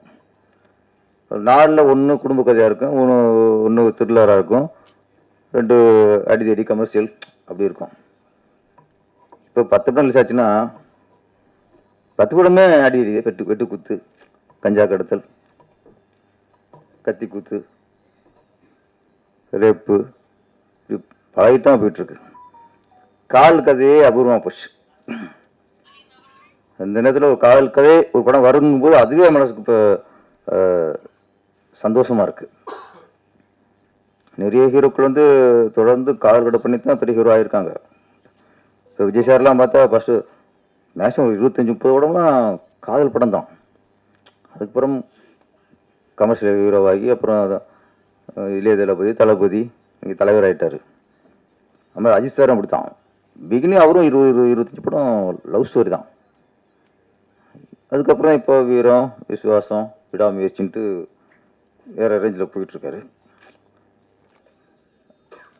ஆனால் எம்ஜிஆருக்கும் சிவாஜிக்கும் எம்ஜிஆர் சாருக்கும் எவர் கிரீன் படமாக அன்பேவா முழுக்க லவ் ஸ்டோரி. அது மாதிரி நடிகத்திலும் சிவாஜி கணேசனுக்கு எவர் கிரீன் படம்னா வசந்த மாளிகை, அது லவ் ஸ்டோரி தான். லவ் ஸ்டோரிலாம் பார்க்கும்போது அது ஒரு ஈர்ப்பு இருக்கும், மனசுக்கு சந்தோஷமாக இருக்கும். நம்மளால முடியலைங்கும் போது ஒரு ஹீரோ ஒரு பொண்ணை கட் பண்ணி லவ் பண்ணுறான் ட்வீட் போகிறாங்கும்போது நமக்கு சந்தோஷமாக இருக்கும். சரி ஓகே, நம்ம நினைக்கிறோம் முடியல, ஒருத்தன் நினச்சிட்டு ட்வீட் போடுறான். ஆமாம், இப்போ அதுக்கும் இல்லை. இப்போ நம்ம கஞ்சா கடத்த நினைக்கிறோம், கொலை கொண்டு நினைக்கிறோமா? ஆனால் இதைத்தான் பண்ணிக்கிட்டு இருக்காங்க இப்போ. அதில் இந்த நேரத்தில் லவ் ஸ்டோரி, கண்ணீரா லவ் ஸ்டோரிங்கிறது ரொம்ப ஆரோக்கியமான விஷயம். அது முழுக்க மலேசியாவிலேயே படப்பிடிப்பை நடத்தி, நல்ல வேலை ஆடு விஷயம் இங்கே வச்சிங்களே, நீங்கள் அங்கேயே வச்சு அங்கேயே ரிலீஸ் பண்ணிக்கிறாமே. ஒரு தமிழ் படம் மலேசியாவில் படமாக்கப்பட்டாலும் நம்ம இந்தியாவில் தமிழ்நாட்டில் ரிலீஸ் பண்ணணும்னு நினச்சி அதுக்கு உத்ரா ப்ரொடக்ஷன்ஸ் அதை ரிலீஸ் பண்ணுறாங்க. ஆமாம், அவங்களுக்குடைய வாழ்த்துக்கள். இப்போ வாகை பிடிச்சதாக இருக்கட்டும், உத்தரா பிரசன் சார்பாக அவர் பேசும்போது இருக்கட்டும், ஏதாவது ஒரு ஆழங்கத்தை இங்கே வெளிப்படுத்தினாங்க. சிறிய படங்கள் தேட்டர் கிடைக்க மாட்டேங்குது, ஆள் வர மாட்டேங்கிறாங்க, படத்தை முடித்தாலும் ரிலீஸ் பண்ணுறதுக்கு ரொம்ப சிரமமாக இருக்குது. இது வந்து இவங்களுடைய ஆதங்கம் மட்டும் இல்லை, இன்றைக்கி சிறு படங்கள் பண்ணுற எல்லா பிடிச்சிருக்கும் இந்த ஆதங்கள் தான். இது எங்கே விட, எங்கே தவறு, இதுக்கு என்ன ஒரு முடிவு, ஏகப்பட்ட கேள்வி. நம்ம யாரும் இங்கே குறை சொல்ல முடியல. ஏன்னா இப்போ தேட்டர் தர மாட்டேங்கிறாங்கன்னு தேட்டருக்கார குறை சொல்கிறோம். அவங்க என்ன சொல்கிறாங்க, சின்ன படத்தை போட்டால் தேட்டருக்கு ஆள் வர மாட்டேங்கிறாங்க, 10 பேர் 5 பேர் இருக்காங்க அப்படின்னு அவங்க குறை சொல்கிறாங்க. எந்த பக்கம் நியாயம்னு யோசிக்கணும். அது வந்து ரெண்டும் உண்மைதான். சின்ன படங்களுக்கு தேட்டர் கிடைக்கலைங்கிறது உண்மைதான். சிறிய படங்களுக்கு மக்கள் ஆதரவு தர மாட்டேங்கிறாங்க, அவங்க தேட்டருக்குள்ளே வர மாட்டேங்கிறாங்க அப்படிங்கிறதும் உண்மைதான். ஆனால் ரெண்டுமே குறை தான். திரையுலகுக்கு ரெண்டுமே மிகப்பெரிய ஒரு குறை.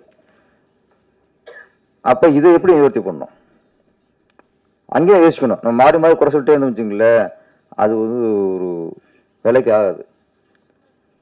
மக்களை தியேட்டருக்குள்ளே கொண்டு வரணும், அதுதான் இன்னைக்கு வேண்டிய விஷயம். அதுக்கு என்ன பண்ணணும், தயாரிப்பாளர்கள் என்ன பண்ணணும், இயக்குநர்கள் நடிகர்கள்லாம். இப்போ இயக்குனரெலாம் ஒரு டெக்னீஷியன் தான், படத்தை முடிச்சு கொடுத்துருவாங்க, அவ்வளோதான். அதுக்கப்புறம் ப்ரொடியூசருக்கு தான் சவாலாக இருக்குது. அப்போ ப்ரொடியூசர் தான் இதை யோசிக்கணும். ஏன் வர மாட்டேங்கிறாங்க, என்ன சிக்கல், எதுக்கு உள்ளே வர பயப்படுறாங்க. ரேரா ஒரு படம் 2 படம் தான் ரேராக ஓடுது. அது கூட சின்ன படமாக இருக்கும், அது பெரிய கம்பெனிக்கு வாங்கி ரிலீஸ் பண்ணுவாங்க. அந்த மாதிரி படங்கள் தான் அவங்க கையில் நிறைய தேட்டர் இருக்கும், அதுதான் போய் கொஞ்சம் ரீச் ஆகுது. சமீபத்தில் ராஜன் சார் இதில் பேச முடிக்கணும். ராஜன் சார் ராஜனா பேசுகிறப்ப சமீபத்தில் இப்போ சின்ன படம் தேட்டர் கிடைக்கலைங்கிறது ஒன்று. இப்போ தேட்டர் ரிலீஸ் பண்ணும்போது அவங்க இப்போ ஒரு ரிக்வெஸ்ட் பண்ணுறாங்க. யார் ப்ரொடியூசர் வந்து வட்டிக்கு வாங்கியோ கஷ்டப்பட்டு ஒரு படத்தை முடித்து தேட்டருக்கு போனால் நீங்கள் ஃபஸ்ட்டு 2 3 நாள் நீங்கள் 50 டிக்கெட் எடுத்து ஆள் அனுப்புங்கிறாங்க. நம்மளும் படத்தை எடுத்து நடிகை சம்பளத்தை கொடுத்து டெக்னீஷியன் சம்பளத்தை கொடுத்து வட்டியை கட்டி என் படத்தை ரிலீஸ் பண்ணால் நீயே தேட்டருக்கு ஆள் கொண்டு வான்னு சொன்னால் இங்கே தான் சினிமா எந்த அளவுக்கு ஆபத்தில் இருக்குன்னு யோசிக்கணும். பிடிச்சிக்குதா வேலை? அதுபடி 50 டிக்கெட் 50 ஆள் உள்ள அனுப்பணும். என்ன வேலை கடைசி புதுசுக்கு என்ன வேலையை போச்சு? இப்போ அவனு டிக்கெட் கிளிக்கிற வேலையை போச்சு கடைசியா தேட்டரில் போய். இல்லை பெரிய ஒரு ஆபத்தில் இருக்குது. இது நானும் பேசிட்டு இப்போ உதயகுமார் சாரும் பேசி ராஜன் சாரும் பேசிட்டு இது பேசிட்டே போகிற விஷயமே இல்லை. இதுக்கு தீர்வு வேணும். நடிகருடைய சம்பளத்தை குறைக்கணும், இயக்குனர் சம்பளத்தை குறைக்கணும், டெக்னீஷியன் சம்பளத்தை குறைக்கணும், ஷூட்டிங் செலவு குறைக்கணும். இது மட்டும் இல்லையே ப்ரொடியூசருடைய சூழ்நிலை. இது மட்டும் இல்லையே. நாங்கள் எல்லாம் குறைச்சிக்கிறோம், எல்லாம் பண்ணிக்கிறோம், செலவு குறைப்போம், எல்லாம் ஒத்துழைக்கணும். நாங்கள் ஒத்துழைக்கிறோம். ஓகே, ஒத்துக்கிட்டதை எல்லாம் ஒத்துட்டாங்க எல்லாருமே. இது இல்லை பிரச்சனை. இப்போ ஷூட்டிங் செலவு குறைக்கிறது பிரச்சனை இல்லை, ரிலீஸ் பண்ணுறதும் பிரச்சனை. அதுதான் போராட்டம். நீ படம் பண்ணுறது ஈஸி, பணம் இருந்தால் படம் பண்ணிடலாம். ரிலீஸ் பண்ணுறதா இன்னைக்கு முடியல. தேட்டர் எங்கே இருக்கு? யார் கையில் இருக்கு? யார் ஆக்கிரமிச்சிருக்கா? ஏன் கிடைக்க மாட்டேங்குது? இல்லை கிடைச்சாலும் கூட்டம் ஏன் வர மாட்டேங்குது? அதான் இப்போ நான் கேட்ட கேள்வி. மக்கள் ஏன் வர மாட்டேங்கிறாங்க? ஒன்று, நம்ம நிறைய படங்கள் தரம் இல்லாமல் இது இல்லாமல் எடுத்து கொடுத்தாலும் பார்த்து பயந்துட்டாங்களா? அதுவும் ஒன்று இருக்குல்ல. 4 சின்ன படம் பார்த்து என்னடா போட்டு வச்சு கொண்டுட்டாங்களே அப்படின்னு சொல்லி அடுத்து இன்னும் சின்ன படம் வரும்போது பயப்படுறான். மக்களை பொறுத்த வரைக்கும் ஒன்றே ஒன்று தான் சார். இன்னைக்கு டிக்கெட் விலை சொல்கிறான், அதெல்லாம் இல்லை. ஒரு படத்துக்காக அவன் ஒதுக்குற நேரம், இன்னைக்கு நேரம்ங்கிறது மிகப்பெரிய விஷயம்.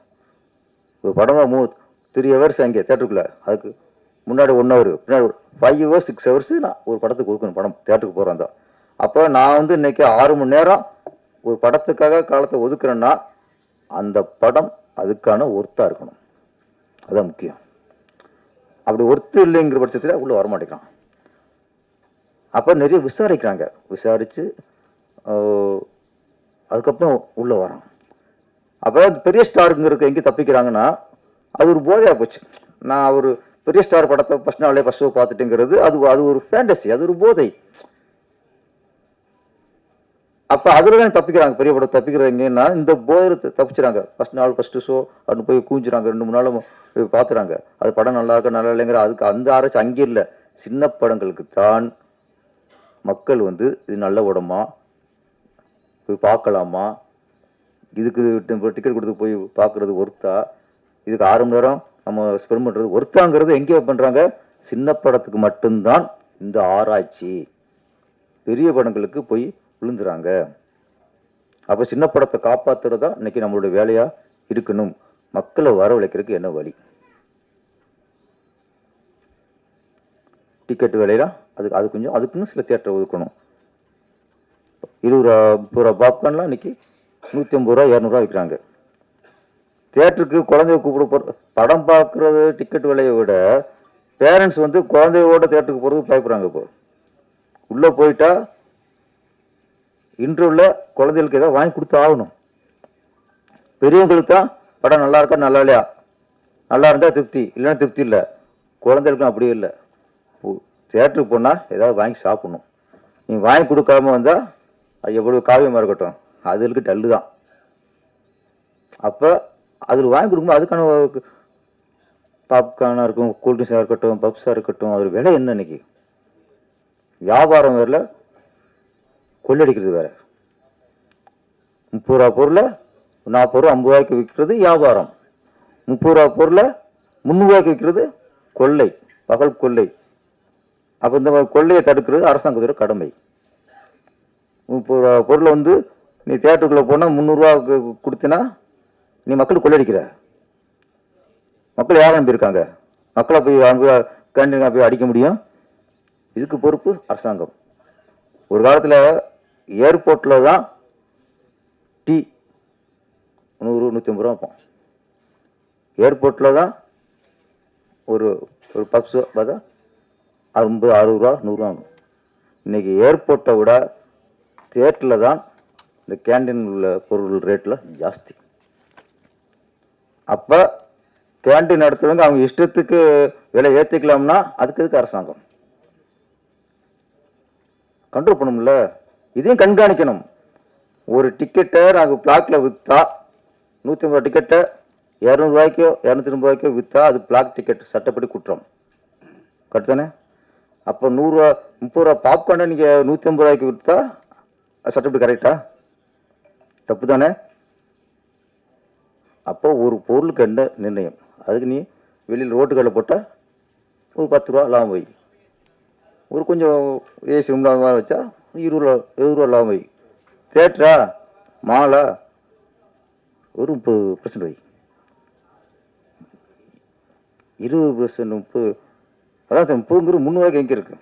இதனால ஃபஸ்ட்டு இதெல்லாம் ஆராயணும். நம்ம இதெல்லாம் ஆராய்ச்சி பண்ணி சும்மா தேட்டருக்கு வர முடிக்கிறான்னா நம்ம வர வச்சு அவனை போட்டு கொண்டுக்குறோம். அவனை போட்டு எதை எடுத்தாலும் அவன்ட்டு கொள்ளை அடிக்கிறோம். கார் பார்க்கிங் கொள்ளை, கேன்டீனில் எதாவது கொள்ளை. இன்றைக்கி இவங்களாம் பேசும்போது அப்போ வாகை குடிசார் அவ்வளோ சந்தோஷமாக பேசிக்கிட்டோம்ல, சின்னப்பட குடிசார். ஏன் இன்றைக்கி வந்து ஒரு படத்தை ரிலீஸ் பண்ணிட்டு இன்றைக்கி வந்து வருத்தத்தோடு பேசுகிறாருன்னா இதெல்லாம் நம்ம வந்து தியேட்டருக்காரங்களை குறை சொல்கிறதும் தப்பு, மக்களை குறை சொல்கிறதும் தப்பு.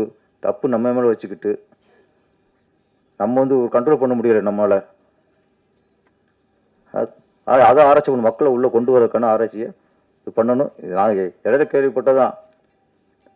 பிடிச்சிருந்து நீங்கள் 50 டிக்கெட்டு 5 நாளைக்குள்ளே அனுப்புங்கன்னா எப்படி அனுப்புவோம்? இதெல்லாம் ரொம்ப வேதனை கேட்கும்போது.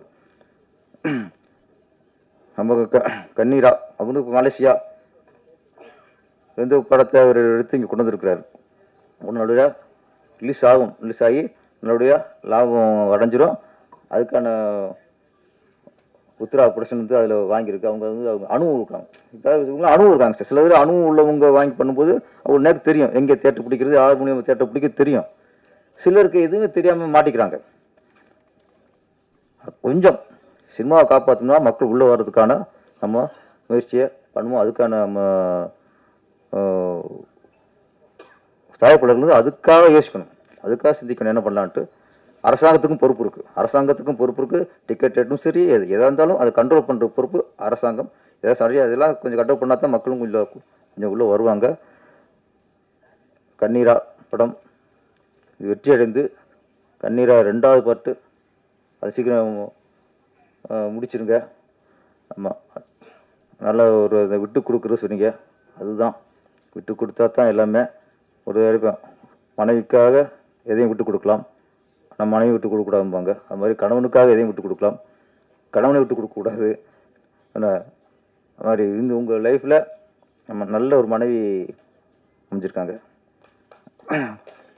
கதையை கொடுத்துருக்காங்க. ஃபஸ்ட்டு எதை வேணால் கொடுக்கலாம், கதையை கொடுக்க மாட்டாங்க, கதையை கொடுக்க மாட்டாங்க, கதையே கொடுத்துருக்காங்க. ஆனால் உங்கள் சந்தோஷத்துக்கும் என்ன இது தொடர்ந்து கௌசல்யா மேடம் வந்து கண்ணீரா 1 கண்ணீர் 2 அதுக்கு ஒரு வேறு டைட்டில் 2 முடிச்சுங்க. 3லாம் இங்கே கொஞ்சம் தாங்க மாட்டேங்குது, இப்போ 2 தாங்க மாட்டேங்குது. இப்போ நிறைய தொடர்ந்து படம் பண்ணணும்னா தொடங்கி ரிலீஸ் பண்ணுங்கள். அந்த படம் மிகப்பெரிய வெற்றியடைய வாழ்த்துக்கள். நன்றி, வணக்கம். அன்பிற்கும் மரியாதைக்கும் உரிய கண்ணீரா படத்தை வாழ்த்த வந்திருக்கிற அருமை பெரியோர்களே, தாய்மார்களே, மனம் நிறைந்து இந்த படம் வெற்றி பெற வேண்டும் என வாழ்த்த வந்திருக்கிற மேடையில் அமர்ந்திருக்கிற ஆருயிர் தம்பி, மிகச்சிறந்த இயக்குனர் ஆர்.வி. உதயகுமார் அவர்களே, பேரரசு அவர்களே, என் அருமை தம்பி நகைச்சுவை நடிகர் ரோபோ சங்கர் அவர்களே, மற்றும் மேடையில் அமர்ந்து வாழ்த்திய அருமை சகோதரர்களே, படத்தின் கதாநாயகன், இயக்குனர், தயாரிப்பிலும் சம்பந்தப்பட்டவர், மொத்தத்துக்கும் சொந்தக்காரர் கதிரவன் அவர்களே, அவரை படம் எடுக்க தூண்டி குழந்தை எனும் கருவை உருவாக்குவதை விட இந்த கதை எனும் கருவை உருவாக்கி அதை தன் கணவனே இயக்க வேண்டும், அவரே கதாநாயகன் நடிக்க வேண்டும் என்று அனுமதித்த அருமை சகோதரி கௌசல்யா அவர்களே, கௌசல்யான்னு சொல்லும்போது கதை வசனம் மட்டும் எழுதியில்லை, கோ டைரக்டராக கூட ஒர்க் பண்ணியிருக்காங்க, அண்டு கவிதை பாடல்கள் எழுதியிருக்காங்க. ஆக இவர் டைரக்டர், ஹீரோ, ப்ரொடியூசர், இது இருவரும் இறைவனால் தந்த குடும்பம் ஒரு பல்கலைக்கழகம் என்பதை போல இது ஒரு கலைக்கழகம், திரைக்கலைக்கழகம். கணவன் மனைவி ஒத்து இப்படி படம் பண்ணியிருப்பது உலக அதிசயம். முதல்ல டைரக்ட் பண்ணவே முன்னாலாம் அனுமதிக்க மாட்டாங்க, சினிமாவுக்கே ஒத்துக்க மாட்டாங்க. அந்த காலத்தில் பெண்கள் சினிமானா அவ்வளோ பயம், ஆண்கள் கெட்டுடுவாங்க, சினிமா கெட்டது, சினிமாவை யாரும் போகக்கூடாதுன்னு நம்ம பெரியவங்க தடுத்த காலம் உண்டு. பிறகு நடிக்க அனுபவித்தார்கள், இயக்குவதற்கு அனுபவிப்பாங்க. ஏன்னா முதலாளிக்கு அடுத்த ஸ்தானம் இயக்கம், சிறப்பு வாய்ந்தது. பிறகு அதுக்கப்புறம் தான் நடிக்க அனுபவித்தார்கள். அதுவும் ஹீரோ நடிக்கணும்னா அடுத்த பெண்களோட தொட்டு தடவி பாடல், ஆடல், பாடல், காதல் என்பதெல்லாம் இருக்கிறது. எந்த மனைவியும் போலியாக செய்தால் கூட நடிப்புக்காக ஒத்துக்க மாட்டாங்க. ஆனால் கௌசல்யா அனுபவிச்சிருக்காங்க. நீங்கள் ஃப்ரீ ஆக்ட் பண்ணுங்க, இதே 2 பார்ட் எடுத்திருக்காங்க.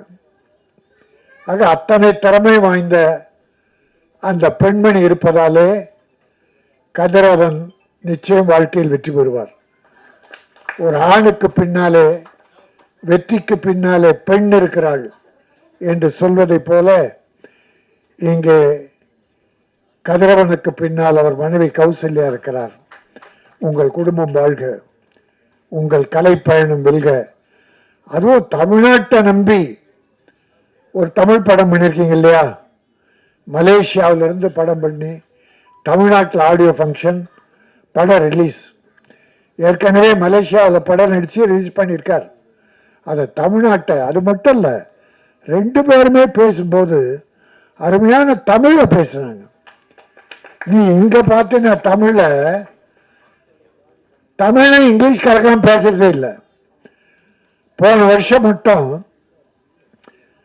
இங்கிலீஷ் டைட்டில் வந்த படங்கள் எத்தனை இருக்கும் யோசித்து பாருங்க. டைட்டில் இங்கிலீஷ், பெரும்பாலும் அது ஒரு நாகரிகமாக இப்போ தமிழ்நாட்டில் வந்துருச்சு. ஆங்கில டைட்டில். இந்த படத்துக்கு பேர் கண்ணீரா, கண்ணில் நீரா இல்லை பெண்ணின் கண்ணினுடைய நீரா, சோகத்தால் காதல் ஃபெயிலியராக கண்ணீர் வடித்தாளா என்பது கதையில் பார்த்தா தெரியும். கண் நீரா. ஆனால் சொன்னார்கள் ஹீரோயினி பெயர் நீரா, அவள் வடிக்கும் காதல் கண்ணீரா என்று தெரியாது, பார்த்தால் தெரியும். ஆனால் தமிழகத்தில் பெண்கள் சமீப காலத்தில் தொடர்ந்தே ஒரு 10-15 ஆண்டுகளாக பெண்கள் கண்ணீர் அல்ல செந்நீர் வடித்துக் கொண்டிருக்கிறார்கள். அதை கேள்விப்பட்டு நாங்கள் எல்லாம் இரத்த கண்ணீர் பெற்றவர்கள் இரத்த கண்ணீர் வடித்துக் கொண்டிருக்கிறோம். எங்கள் கண்ணில் இப்பொழுது கண்ணீர் வருவதில்லை, செந்நீர் ரத்தம் வடித்து கொண்டிருக்கிறது. இப்பொழுது கூட ஒரு பல்கலைக்கழகத்திலே ஒரு பெண் பாலியல் பலாத்காரம், அது இன்றைக்கு பெரும் பிரச்சனையாக ஓடிக்கொண்டிருக்கிறது. தொடர்ந்து இப்பொழுது மட்டும் இல்லை, எந்த ஆட்சி வந்தாலும் இந்தியாவிலே இது அதிகரித்து விட்டது. இது ஆட்சி கோளாறா, காவல்துறை கோளாறா, மக்கள் கோளாறா என்றால் மக்கள் தனி மனித ஒழுக்கம் கட்டுவிட்டது. காவல்துறையிலே கருப்பு ஆடுகள் நுழைந்து விட்டது. பல ஆட்சியிலே அவலங்களும் நடைபெறுகிறது. அதனால்தான் இப்படிப்பட்ட என் அருமை குழந்தைகள், பெண் குழந்தைகள் பாதிக்கப்படுகிறார்கள். பாலியல் பலாத்காரம் இங்கே வில்லிவாக்கத்திலே ஒரு 5-6 ஆண்டுகளுக்கு முன்னாலே மாற்றுத்திறனாளி பெண், அந்த குழந்தை 7-8 பேர். எவ்வளவு கேவலம், எவ்வளவு கேவலம். மனிதா வாழ்கிறான் இங்கே, எல்லோரும் அல்ல. நம் குடும்பம் நல்லா இருக்கணும், எல்லா குடும்பம் நல்லா இருக்கணும். அது பெண்கள் தெய்வத்துக்கு இணையானவர்கள். தாய் என்றால் தெய்வம். அப்படிப்பட்ட பெண் இனத்தை, குழந்தைகளை 8 வயசு 10 வயசு குழந்தைகளை, கல்லூரி பெண்கள், ஒரு நாய் கஞ்சா அடித்து விட்டு புறம்போக்கு நாய்கள் இளைஞர்கள் என்ற பெயரில் கல்லூரி பெண்கள் பின்னாலே அலைவது ஒருதலை காதல். அந்த பெண்ணுக்கு தெரியவே தெரியாது, அவ பார்த்தது கூட இல்லை. இவனா ஒருதலை காதல் வச்சுக்கிட்டு ஒரு நாள் திடீர்னு காதல்னு இல்லைன்னா கத்தியால குத்திடுறான், திராவம் வித்துடுறான். அநியாயம் நடக்கிறது. யாரோ சிலர் தான், எல்லோரும் அல்ல. இதற்காக நாட்டில் சட்டம் ஒழுங்கு கட்டுவிட்டது என்பதெல்லாம் போலி. இது தனிமனித ஒழுக்கத்தை சார்ந்தது. சட்டம் ஒழுங்கு கட்டுவிட்டது என்றால் ஒரு மாவட்டம் தோறும் பெரிய கலவரங்கள் நடந்து பெரிய இழப்புகள் வரும்போது சட்டம் ஒழுங்கு கட்டுவிடும். ஆனால் இது கூட நடக்கக்கூடாது. இதை அனுமதிக்க கூடாது. அரசாங்கம் இதில் மிக விழிப்போடு இருக்க வேண்டும். இருக்கிறார்கள், சில நேரம் தெரியாமல் நம்ம சொல்லிட்டா பண்றான் அதெல்லாம். இப்போ இந்த பல்கலைக்கழகத்திலே பெரிய வளாகம், இந்தியாவில் புகழ்பெற்றது, பல்லாயிரக்கணக்கான மாணவர்கள் படிக்கிறார்கள். யாரோ காதலிக்கிற போது எவனோ அவன் 26 குற்றங்கள் புரிந்திருக்கிறான், வழக்கு இருக்கிறது. அந்த சொறி நாயை, வெறி நாயை அந்த பல்கலைக்கழகத்துக்குள்ளே போய் கொண்டு வந்திருக்கிறது. இதையெல்லாம் தடுத்து நிறுத்த வேண்டும். மகாத்மா காந்தி சொன்னதை போல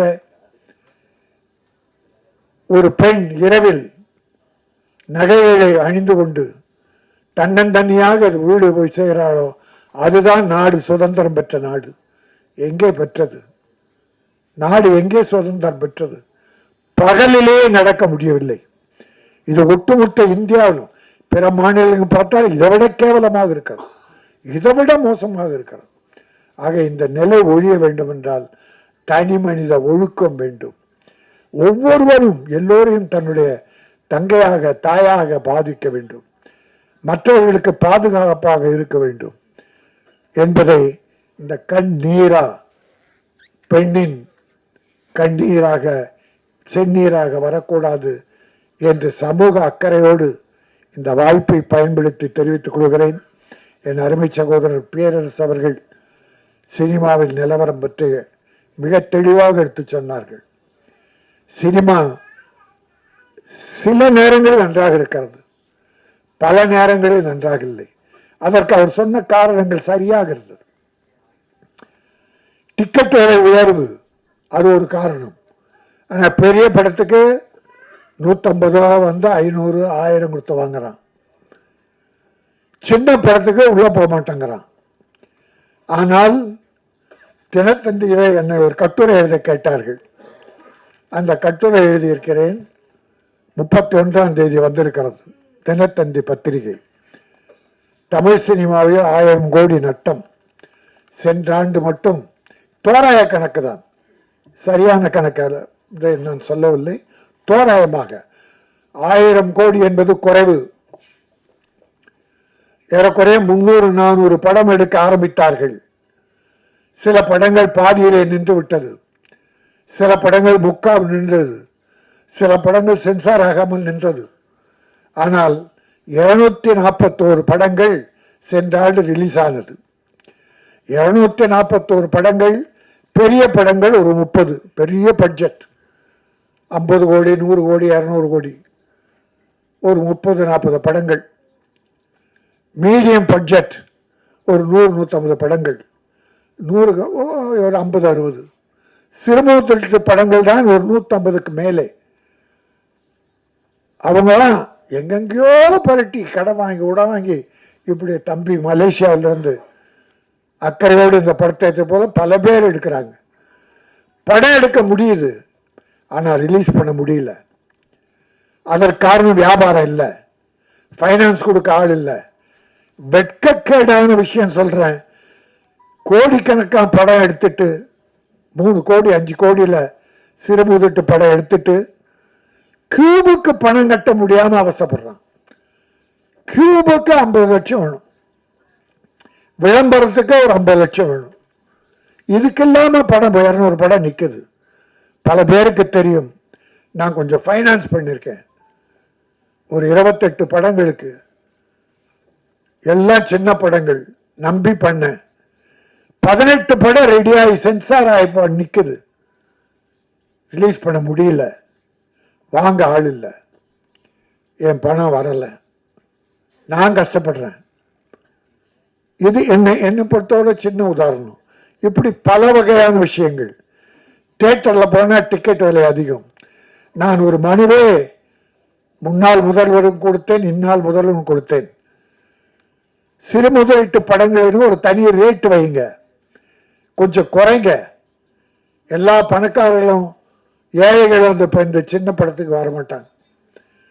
பெரிய படத்துக்கு போகணுன்னா 100 ரூபா டிக்கெட்டை 150 ரூபா, 150 ரூபா டிக்கெட்டு 250 ரூபா, இல்லை 200 ரூபா. இது இல்லீகல், அதை அனுமதிக்க கூடாது. அப்ப சிறுமுதலீட்டு படங்கள் என்பது 40 ரூபா டிக்கெட், 60 ரூபா டிக்கெட், ஒரு 75-80. அப்படின்னா இந்த ஏழை குடும்பங்கள் சின்ன படத்துக்கும் போக தயாரா இருக்காங்க. இந்த பட கட்டண உயர்வு தான் ஏழைகளை, நடுத்தர மக்களை தியேட்டர் பக்கம் போக விடல. பெரிய படத்துக்கு ஏதோ போயிடுறாங்க, 1-2 படத்துக்கு. ஆனா சின்ன படங்கள் அதற்காக வெற்றி பெறாம இருக்குன்னா வெற்றி பெறுது. இப்போ நான் 18 படம் சொன்னேன், அதுல பெரிய முதலீட்டு படங்கள் 3-4 தான் சக்சஸ், லாபம். உள்ள கணக்கு பார்த்தா தெரியும் பல பேருக்கு, டிஸ்ட்ரிபியூட்டர் ப்ரொடியூசருக்கு நட்டங்கள் ஏராளம், கோடிக்கணக்கில். ஆனா சின்ன படங்கள் வாழை, ஸ்டார், லப்பர் பந்து, அந்த இனம், இதுல பேரெல்லாம் எழுதியிருக்கேன், ஒரு 7-8 படங்கள் சின்ன படங்கள் பெரிய வெற்றி. பெரிய முதலீட்டு படங்கள் செய்யாத ஒரு சாதனையை சிறு முதலீட்டு படங்கள் வெற்றி பெற்றிருக்கிறது. மக்கள் பார்த்தார்கள். அது எப்படி வர்றாங்க? ஒரு முதல் ஷோவுக்கு ஒரு 50 பேர் போறாங்கன்னு வச்சுங்க. அவன் படம் பார்த்துட்டு வெளியே வந்து செல்போன் எடுத்து, மச்சான் இந்த படம் பார்த்தேன், பிரமாதண்டா, சூப்பர்டா, பார்க்கலாண்டான்னு சொல்லிட்டான்னா அந்த படம் ஏறிடும், கலெக்ஷன் ஏறிடும். படம் பார்த்துட்டு பெரிய பட்ஜெட் படமா இருந்தாலும் படம் பார்க்கும்போது, மச்சான் டப்பா உள்ள வந்துட போற அப்படின்னு சொன்னா போச்சு, அது எந்த படமா இருந்தாலும். ஆகவே வாய் விளம்பரம், மவுத் டாக், மவுத் பப்ளிசிட்டி அதிலே தான் இருக்கிறது. அதற்கு உங்களுடைய பத்திரிகையாளர்கள், ஊடகங்கள் பேருதவி புரிகிறாங்க. அதை கூட 3 நாளைக்கு விமர்சனம் எழுதக்கூடாது, படம் பார்க்கக்கூடாதுன்னா, நீ 3 நாளுக்குள்ள விமர்சனம் எழுதுனா 3ஆவது நாள் படம் போயிடுத, அப்ப யார் பார்க்கறது அதை? ஆனால் படம் எழுதுபவர்கள், ஊடகங்கள் சரியான விமர்சனம், தவறு இருந்தால் தவறை சுட்டி காட்டலாம், நல்லவைகளை எழுதி நல்லவைகளை பாராட்டி சில பல குற்றங்களை எடுத்து காட்டலாம். இதுல கூட நம்ம கவிஞர்கள்லாம் வருத்தப்படுறது என்ன தெரியுமா? பாட்டு வரிகளை பிரமாதம் எழுதுறாங்க, மியூசிக் போடுறவங்க பிஜிஎம் பெருசாக்கி வார்த்தைகளை சுருக்கிறாங்க, சத்தம் கேட்கப்படும். இதுல ஒரு குறை என்னன்னா, வார்த்தைகளே புரியல. 2 பேரும், உதயகுமார், பேரரசு, 2 பேரும் பெரிய கவிஞர்கள், அருமையான கவிஞர்கள். பல பாடல்கள், படங்களுக்கு பாடல் வெற்றி பாடல்கள் இருக்கீங்க. அவங்கெல்லாம் மனம் நோகும். வார்த்தைகளுக்கு முக்கியத்துவம் கொடுங்கள், பிஜிஎம் குறைக்கணும், வரிகள் வரும்போது பிஜிஎம் குறைக்கணும். அதை இந்த படத்தில் கொஞ்சம் பின்னால ட்ரை பண்ணுங்க, கொஞ்சம் வார்த்தைகளை கேட்கல. ஆகவே இந்த கண்ணீரா தயாரிப்பாளருக்கு இது கண்ணீரா வர வைக்காமல் லாபகரமான படமாக அமைந்து மலேசியாவிலிருந்து தமிழகத்தை நம்பி வந்திருக்கிற இந்த கதிரவன், நம்முடைய கௌசல்யா தம்பதியர் மேலும் படங்கள் எடுக்க வேண்டும், தமிழகம் அவர்களையும் வாழ வைக்க வேண்டும். அவங்க 2 பேரும் தமிழ் என்ன அழகாக பேசுனாங்க பாரு. தமிழ்நாட்டில் உள்ளவங்களே இங்கிலீஷை கலந்து அடிக்கிறாங்க. நல்ல சிறப்பாக வெளிநாட்டில் இருக்கவங்க தமிழகத்து தமிழர்களை அப்படி அன்பு செலுத்துகிறாங்க. அவ்வளோ விரும்புகிறாங்க நம்ம ஆளுங்களை. ஆனால் நம்ம ஆளுங்க தான் அதை ஏற்பதில்லை. ஆகவே தமிழகத்தை நம்பி வந்திருக்கிற கதிரவனும் கௌசல்யாவும் இன்னொரு தயாரிப்பாளர் இணைந்து உதவியாக இருந்திருக்கிறார். இந்த படம் வெற்றியின் மூலமாக நீங்கள் அடுத்த படம் எடுக்க வேண்டும். கண்ணீரா அவளை இன்ப கண்ணீரை வர வைக்க வேண்டும், நல்ல வரவை தர வேண்டும் என சொல்லி வாழ்த்தி விடைபெறுகிறேன். நன்றி. மற்றும் தம்பி இயக்குனர் அவர்களுக்கும் நம்ம எக்ஸிக்யூட்டிவ் தயாரிப்பாளர் அவர் தம்பி பேர் எனக்கு கத்தி படத்தோட இல்லையா, கத்தி தானே தம்பி, நல்லா பேசுனீங்க, ரொம்ப சுருக்கம் பேசினேன். அண்ணன் தயாரிப்பாளர் நல்லா பேசினாங்க. நான் வந்து கொஞ்சம் லேட்டாக வந்தேன். வரும்போது ட்ரெய்லர் ஓடிட்டு இருந்தது. ஒரு பாட்டு கேட்டால் ரொம்ப நல்லா இருந்தது, மிக சிறப்பாக இருந்தது அந்த பாட்டும். அதில் நடித்திருந்த கதாநாயகன், அது இன்னொரு கதாநாயகன், 2 கதாநாயகிகள். அதில் எந்த கதாநாயகன் விட்டு கொடுத்தா, எந்த கதாநாயகன் விட்டு கொடுத்தும் கெட்டு போகலை, எந்த கதாநாயகன் வந்து விட்டு கொடுக்காம இருந்தான் அப்படின்றது இந்த கதையில் பார்த்தா தான் தெரியும், முழு படம் பார்த்தா தான் தெரியும். சிறப்பாக இருந்தது. மேக்கிங் ஸ்டைல் நல்லா இருந்தது. First of all I congratulate you. எதுக்குன்னா, எனக்கு யாருன்னே தெரியாது, இவர் ஏதோ நம்ம தமிழ்நாட்டுக்காரர் தான் படம் எடுத்திருக்கிறாருன்னு தான் நினச்சேன். நான் மலேசியாவில் இந்த அளவுக்கு ஒரு திறமையான ஒரு இயக்கத்தை நான் முதலாக பார்க்கிறேன். மலேசியா திரைப்படம் இது கை தட்டலாம், எல்லாம் தூங்கி வழியாதீங்க. என்னப்பா ப்ரெஸ் தூங்குறாரு, எந்திரி கண்மணி, நீதான் கொஞ்சம் நேரம் உட்காரு, நான் பேசுகிறேன்ல. அப்புறம் என்னுடைய அருமை தம்பி முன்னாள் ரோபோ சங்கர், இந்நாள் பீப்பாய் சங்கராக மாறிவிட்ட என் அன்பு தம்பி அவர்கள். என்ன தம்பி, திருப்பியும் ரோபோ சங்கராக மாற வாழ்த்துகள். அவரும் சிறப்பாக அழகாக சிறுசாக பேசினாலும் அதில் ஒரு பெருசாக ஒரு விஷயத்தை வச்சு பேசினார். ரொம்ப நல்லா இருந்தது. படத்தில் 2 ஹீரோயின். அந்த காதல் பிரிவாற்றாமை பாட்டு ரொம்ப நல்லா எழுதியிருந்தாங்க சகோதரி. அந்த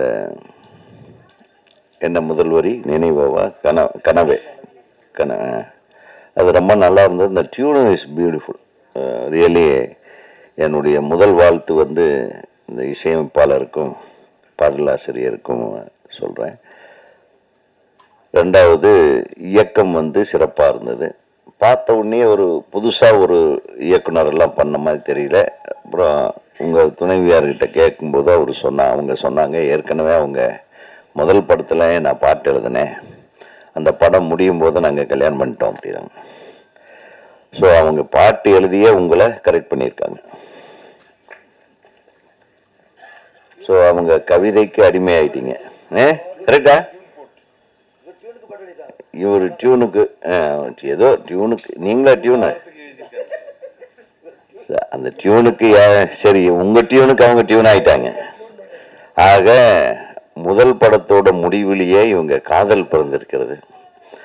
2வது படம் தொடங்கும் போது இதானே, 2வது படம் துவங்கும் போது ஒரு நல்ல சென்டிமெண்ட் சொன்னார். எனக்கு வந்து அது ரொம்ப டச் பண்ணிச்சு ரியலி. பிகாஸ் எல்லாருடைய வாழ்க்கையிலும் அந்த குழந்தை பிறப்பதற்கு சில தாமதம் என்ற சொல்ல வந்து பல்வேறு பிரச்சனைகளை உருவாக்கி விட்டுரும். அந்த பிரச்சனைகளை நானும் சந்தித்தேன். அதனால தான் சொல்ல அந்த பிரச்சனைகளை அடிப்படையாக வைத்து என் மனைவியார் எழுதின கதை தான் எஜமான். அதனால உங்கள் மனைவி மாதிரி என் மனைவியும் எஜமான் என்ற ஒரு கதையும், அதை தொடர்ந்து பொன்னுமணி என்ற கதையும் திரைக்கதையும் அவரே எழுதியிருக்கிறார். அதுக்கு அவார்டே வாங்கிட்டாங்க. நமக்கு எதுவும் அவார்டு கிடைக்கல. அதனால நிச்சயமா இந்த படத்தின் மூலம் உங்கள் மனைவியாருக்கு துணைவியாருக்கு ஒரு அவார்டு நிச்சயம் உண்டு என்பதை நான் இங்கே தெரிவித்துக் கொள்கிறேன். ஆமா, இது என்னன்னா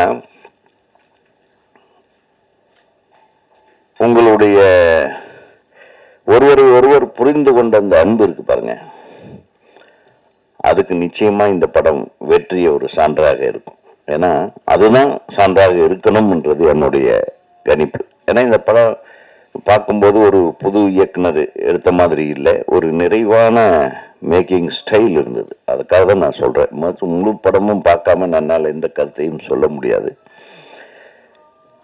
இருந்தாலும் இந்த கண்ணெல்லாம் நீராவையே சுமந்து கொண்டிருக்கிறது, அதான் உங்க கதை. அந்த நீரா உங்களை சுமந்தாலன்றது எனக்கு தெரியாது, அந்த நீராவை எதற்காக விட்டு கொடுத்தீர்கள் என்றும் தெரியாது. ஆனால் அண்ணன் சொன்ன மாதிரி, நம்ம தம்பி சொன்ன மாதிரி, உங்கள் துணைவிக்காக நீங்கள் விட்டு கொடுத்தது, உங்களுக்காக உங்கள் துணைவி விட்டு கொடுத்தது, அந்த ரெண்டு இருக்கு பாருங்க, அது நிச்சயமா ஒரு சக்சஸ்ஃபுல்லான எலிமெண்ட்டாக தான் இந்த படத்தில் உங்களுடைய உணர்வுகளும் இதில் கலந்திருக்கும் என்பதை என்னால் புரிந்து கொள்ள முடிகிறது. அது இது கொஞ்சம் டஃப்பான படமாக தான் இருக்கும், நம்ம சும்மா பார்க்க முடியாது. ஏன்னா இந்த மாதிரி ஒரு டைட்டில் வச்சுருக்காங்கன்னா அதுக்குள்ள ஒரு ஏதோ விஷயம் இருக்கும். பொதுவாகவே எல்லாரும் சொன்னாங்க, மலேசியா அண்ணன் சொன்னார், மலேசியாக்காரங்கன்னா நம்ம சரியாக கவனிக்க மாட்டோன்னு. யார் சொன்னது? இன்றைக்கும் என்னுடைய மலேசியா நண்பர்கள் வர்றதுக்கு ஒரு வாரத்துக்கு முன்னாடியே ஃபோன் பண்ணிவிடுவாங்க. நான் எல்லா ப்ரோக்ராமையும் விட்டுட்டு அவங்கள வரவேற்பேன். அவங்களுக்கு ஈக்குவலாக நம்ம கவனிப்போம். தமிழர்களோட பண்பாடு. உங்களுக்கு நல்ல நண்பர்கள் மலேசியாவில் இல்லை போல் இருக்கு. இந்த ராஜன் எங்கே வந்தாலும் இப்படித்தான் ஒரு பிட்டை போட்டுருது. ஏன்? தமிழர்கள் தாங்க மரபு மாறாமல் என்ன இங்க இருக்கு, ஏன் இல்லை? நான் நான் அப்படித்தான் இருக்கிறேன், நீங்க அப்படி இல்லை போல இருக்கு. அது நீங்க அப்படி இல்லைன்னு சொல்லுங்க. பாருங்க, அவன் தம்பி எப்போ வந்தாலும் மலேசியா சிங்கப்பூர்ல இருந்து ஆளுங்க வந்தாங்கன்னா அவங்களை கூப்பிட்டு ஷூட்டிங் கூட கேன்சல் பண்ணிட்டு கார்ல தூக்கி போட்டு அவங்க எங்கெங்கெல்லாம் ஷூட்டிங் பார்க்கணுமோ அங்கெல்லாம் கொண்டு போய் விட்டுருப்பான். கரெக்டா? பாத்தீங்களா? கை தட்டுங்க. அதுக்கு பேரரசு மலேசியாக்காரங்கிட்ட பழக்கமே கிடையாது. அவர் வெளிநாடே போக மாட்டாரு, பயந்துட்டு. அவரு விட்டுட்டு, நாங்க போகும்போது ஒரு தடவை விட்டுட்டு போயிட்டோம், நானும் செல்வமணி அதான் விட்டுட்டு போயிட்டீங்க. ஆக மலேசிய தமிழர்களுக்கு இணையாக இந்த தமிழர்களும் மலேசிய தமிழர்கள் பால் அன்பும் ஆதரவும் பாசமும் காட்டுபவர்கள் தான் என்பதை நான் இங்கே பதிவு செய்ய விரும்புகிறேன். ஏன்னா அப்படித்தான் என்னுடைய நண்பர்கள், அதான் எந்த இடத்துல நீங்கள் இருக்கீங்கன்னு. ஸோ மலேசியாவில் இப்போ ப்ரெசன்ட் எம்பி ஒருத்தர் எனக்கு தெரியும், ஒரு சின்ன தம்பி, அவர் பேர் அவர் மந்திரியாக இருக்க வேண்டியது, அவர் எனக்கு தெரியும். அப்போ மந்திரியா இருக்காங்களே ஒரு லேடி, நம்ம தமிழச்சி, பினாங்கிலிருந்து ஒரு அமைச்சராக இருக்கிறாங்க இப்போ. அவங்கள இந்த மாதிரி எல்லாமே எனக்கு நண்பர்கள் இருக்காங்க. அவங்க எப்போ வந்தாலும் அண்ணே நான் வரேன்னே, நீங்கள் இருக்கீங்களாம்பாங்க, வாங்கம்மா அப்படின்னு அவங்களுக்கு ரூம் போடுறதுலேருந்து கார் அரேஞ்ச் பண்ணுறதுல எல்லாமே நம்ம பண்ணிகிட்டு இருக்கோம். அதே மாதிரி இந்த திரைப்படத்தை தமிழர்கள் நிச்சயமாக வரவேற்பாங்க, அது எல்லா அளவும் சந்தேகப்பட வேண்டாம். நிச்சயமாக தமிழர்கள் இதை மிகப்பெரிய அளவுக்கு வரவேற்பார்கள். உங்கள் மலேசியாவில் நடந்த ஒரு சின்ன விஷயத்தை சொன்னீங்க, இந்த படத்தை போட்டு காட்டும்போது எப்படி அவங்க உங்களை நேசித்து அந்த உள்ளுணர்வை உருவாக்கக்கூடிய ஒரு கண்டென்ட் உங்கள் படத்தில் இருந்ததுன்னா அது அங்கே சக்ஸஸ் ஆன மாதிரி இங்கேயும் சக்ஸஸ் ஆகும், அது டெஃபினட்டாக. ஏன்னா கண்டென்ட்டு தான் இன்னைக்கு முக்கியம் ஒரு படத்துக்கு. ஆகவே நீங்கள் எதை பற்றியும் கவலைப்பட வேண்டாம். ஒரு மிகச்சிறந்த கதையைத்தான் நீங்கள் ஏன்னா சொந்த காசு போட்டு படம் பண்ணுறதுக்கு 2 இளைய தம்பதிகள் முடிவெடுத்திருக்கிறீங்கன்னா அந்த முடிவுக்கு ஃபர்ஸ்ட் ரிசல்ட்டே உங்களுக்கு பிறக்க போகிற குழந்தை இல்லையா? அது ஒரு பிறந்துச்சு, அதான். அதுக்கப்புறம் இது அடுத்தது 3வது வேறு, அதுக்கப்புறம் 1, அதுக்கப்புறம் 1, அதுக்கு முன்னாடி 1 தெரியாது. எனிவே அதே மாதிரி இந்த திரைப்படத்தின் ரிசல்ட் உங்களை மிக மிக மகிழ்விக்கும் ஒரு ரிசல்ட்டாக இருக்கும். ஏன்னா இங்கே வந்து எல்லாம் சினிமா தேட்டர் கிடைக்காது, அதுக்கு தான் என் தம்பி வந்து உண்மையை சொல்லி உடச்சி விட்டா நீங்கள் டென்ஷன் ஆக வேணாம். இப்போவும் சொல்கிறேன், நல்ல கண்டென்ட் உள்ள படங்களுக்கு தியேட்டருக்கு ஆள் வர்றாங்க. லப்பர் பந்துக்கு வரலையா? லப்பர் பந்துக்கு வந்தாங்க. எத்தனை சின்ன படங்கள் கேள்விப்பட்டு அப்புறம் கூட்டம் கூட்டமாக வர ஆரம்பிச்சிட்டாங்க. அதனால் அது வந்து ரெண்டு விஷயம் இருக்குது. அரசாங்கத்துக்கு கோரிக்கை வைக்கிறது பல வருஷமாக வச்சுக்கிட்டே தான் இருக்கிறோம். தியேட்டருக்காரங்க வச்சு செஞ்சுட்டே தான் இருக்காங்க. இதை மாற்றுறதுக்கு யார் பண்ணணும்? நீங்கள் தம்பி சொன்ன மாதிரி தயாரிப்பாளர்கள் ஒரு முனைப்பாக ஒற்றுமையாக இருக்கணும். மற்றும் ஒற்றுமை இல்லைன்னா இந்த சினிமாவில் நம்ம எதுவுமே சாதிக்க முடியாது. இதே புரட்சி தலைவர் காலத்தில் சினிமாவுக்கு ஒரு பிரச்சனைன்னா பிரச்சனை வந்ததே இல்லை. யாருனாச்சும் பிரச்சனை பண்ணோன்னா சின்னவர்கிட்ட நியூஸ் போயிடும் அப்படின்னு உடனே எல்லாமே அடங்கிடுவாங்க. எந்த ஒரு தேட்டர்லையாவது பிரச்சனை வந்திருக்கு? எந்த ஒரு படமாவது ரிலீஸ் ஆகாமல் இருந்திருக்கா? சொல்லுங்கள் பார்க்கலாம். குப்பை படம் கூட ரிலீஸ் ஆகும். புரட்சி தலைவர் காலத்தில் தான் சொல்கிறேன். அதுக்கப்புறம் இந்த அரசியலும் சினிமாவும் ரெண்டரை கலந்ததுனால வந்த பிரச்சனை தான். அரசியல்வாதிகளுக்கு சினிமாவுக்கும் சம்பந்தமே இருக்கக்கூடாது. சினிமாவை ஒரு சுதந்திரமான காற்றாக சுவாசிக்க விட்டு வேண்டும். அதை தான் சொல்லுவாருன்னு எதிர்பார்த்தேன். ராஜண்ணா இப்போ கொஞ்சம் அதெல்லாம் கொஞ்சம் அடக்கி வாசிக்கிறார். என்ன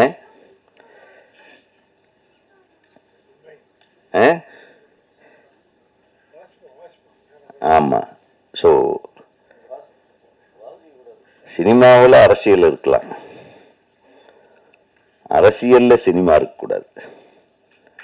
அரசியலில் சினிமா இருக்கக்கூடாதுன்னு என்னுடைய தாழ்மையான கருத்து. அப்படி இருந்தப்பெல்லாம் படங்கள் சிறப்பாக ஓடி இருக்கு. அதுதான் நான் சொல்ல விரும்புகிறேன். ஆக நீங்கள் எதுக்கும் கவலைப்பட வேணாம். நல்ல டிஸ்ட்ரிபியூட்டர் உங்களுக்கு அமைஞ்சிருக்காருன்னு நினைக்கிறேன். யார் டிஸ்ட்ரிபியூட்டர்? நீங்கள் தான். பாருங்க, வாங்க முன்னாடி உட்காருங்க. நீங்கள் இந்த மாதிரி தான் டிஸ்ட்ரிபியூட்டர்களெல்லாம் பின்னாடி உட்காந்து வச்சிங்கன்னா இப்படி எவ்வளோ தைரியமாக. சாரி, இவருக்கு ஒரு மிகப்பெரிய கரவசத்தை கொடுங்க. தைரியமாக நிச்சயமாக இந்த படம் வெற்றி படமாக உங்களுக்கு வரும் என்று சொல்லி இந்த திரைப்படத்தில் பங்கு பெற்ற அனைத்து தொழில்நுட்ப கலைஞர்கள், நீங்கள் மலேசியாவிலேருந்து வந்திருக்கீங்க. ஆனால் நீங்கள் மலேசியாக்காரர் மாதிரியெல்லாம் இல்லை, நீங்கள் தமிழர்கள் தான். எல்லோரும் சொல்கிறாங்க, நீங்கள் சொல்லும்போது ஒரு வார்த்தை சொன்னீங்க, எனக்கு கொஞ்சம் மனசு கஷ்டமாக இருக்கு. திரைக்கடலோடையும் திரவியம் தேடு. அது உங்கள் அப்பம் பாட்டங்கள் பண்ண காலம். அப்போ பிரிட்டிஷ்காரன் இங்கேருந்து இப்போ கொஞ்சம் பேர்த்த தூக்கிட்டு போய் அங்கே வேலை வாங்கிட்டு இருந்தான். அதில் செட்டில் ஆனவங்க பாதி பேர் தமிழர்களுங்க. மலேசியாவிலும் மற்ற இந்தோனேஷியா அந்த மாதிரி தீவுகள் எல்லாத்தையும் கொண்டு போய் வச்சுட்டாங்க. அவங்க வேலைக்காக நம்மளை கொண்டு போய் வச்சாங்க. அப்படியே பாரம்பரியமாக அங்கேயே இருந்து பிறந்து வளர்ந்து அப்படியே குடும்பமாக ரப்பர் தோட்டங்களில் வேலை செஞ்சு அந்த மாதிரி கஷ்டப்பட்ட காலங்கள் அது. நீங்கள் அங்கே அனுப்பப்பட்டவர்கள் தானே தவிர நீங்கள் தமிழர்கள். நீங்கள் இங்கே வர்றது உங்கள் உரிமை. You can take a POI card இல்லையா? நீங்கள் ஒரு கார்டு வாங்கிக்கலாம், இங்கேயே பேங்க் அக்கௌண்ட் ஓப்பன் பண்ணலாம், இங்கேயே ஆதார் வாங்கலாம். உங்களுக்கு 2 குடியுரிமை கிடைக்கும் வாய்ப்பு இருக்கிறது. அதையெல்லாம் பயன்படுத்தி கொள்ளுங்க. அனைத்து மலேசிய தமிழர்கள் உங்களுடைய பாரம்பரியத்தை கரெக்டாக ஐடென்டிஃபிகேஷன் இருந்ததுன்னா உங்களுக்கு இன்னொரு குடியுரிமை இந்தியாவில் இருக்கிறது. அதை பயன்படுத்துங்கள். யார் சொன்னது உங்களை வெளிநாட்டுக்கார மலேசியாக்காரன்? நீங்கள் தமிழ் ஐயா. எங்களை விட நல்லா அழகாக தமிழ் பேசுகிறீங்க, எங்களை விட அழகாக பாட்டு எழுதுறீங்க. ஆக சிறப்பு வாய்ந்த இந்த விழாவில் ஒரு சிறப்பு நம்ம எல்லாம் சேர்க்க வேண்டிய ஒரு நேரத்தில் நமது அனைத்து பத்திரிகை நண்பர்களும் ஊடக நண்பர்களும் இவங்க 2 பேர்த்தை பற்றி எழுதுங்க, இந்த படத்தை பற்றி எழுதுங்க. இந்த படத்துக்கு ஒரு எக்ஸ்பெக்டேஷன், அது ஒரு எதிர்பார்ப்பை நீங்கள் உருவாக்க வேண்டும் என்று பத்திரிகை ஊடக நண்பர்கள், என்னுடைய நண்பர்கள் அனைவரையும் கேட்டுக்கொண்டு இந்த திரைப்படம் மாபெரும் வெற்றி படமாக அமைய வேண்டும் என்று கூறி எல்லாம் வல்ல இறைவனை வேண்டி விடைபெறுகிறேன். நன்றி, வணக்கம்.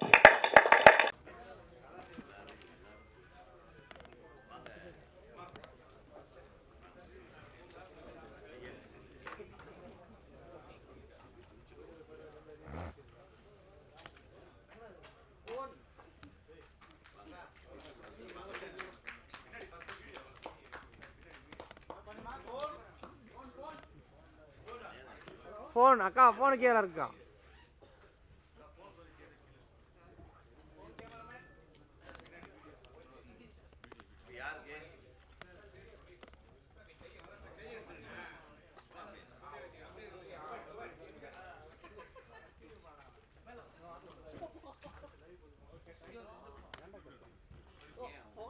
கேமரா பாருங்க சார்.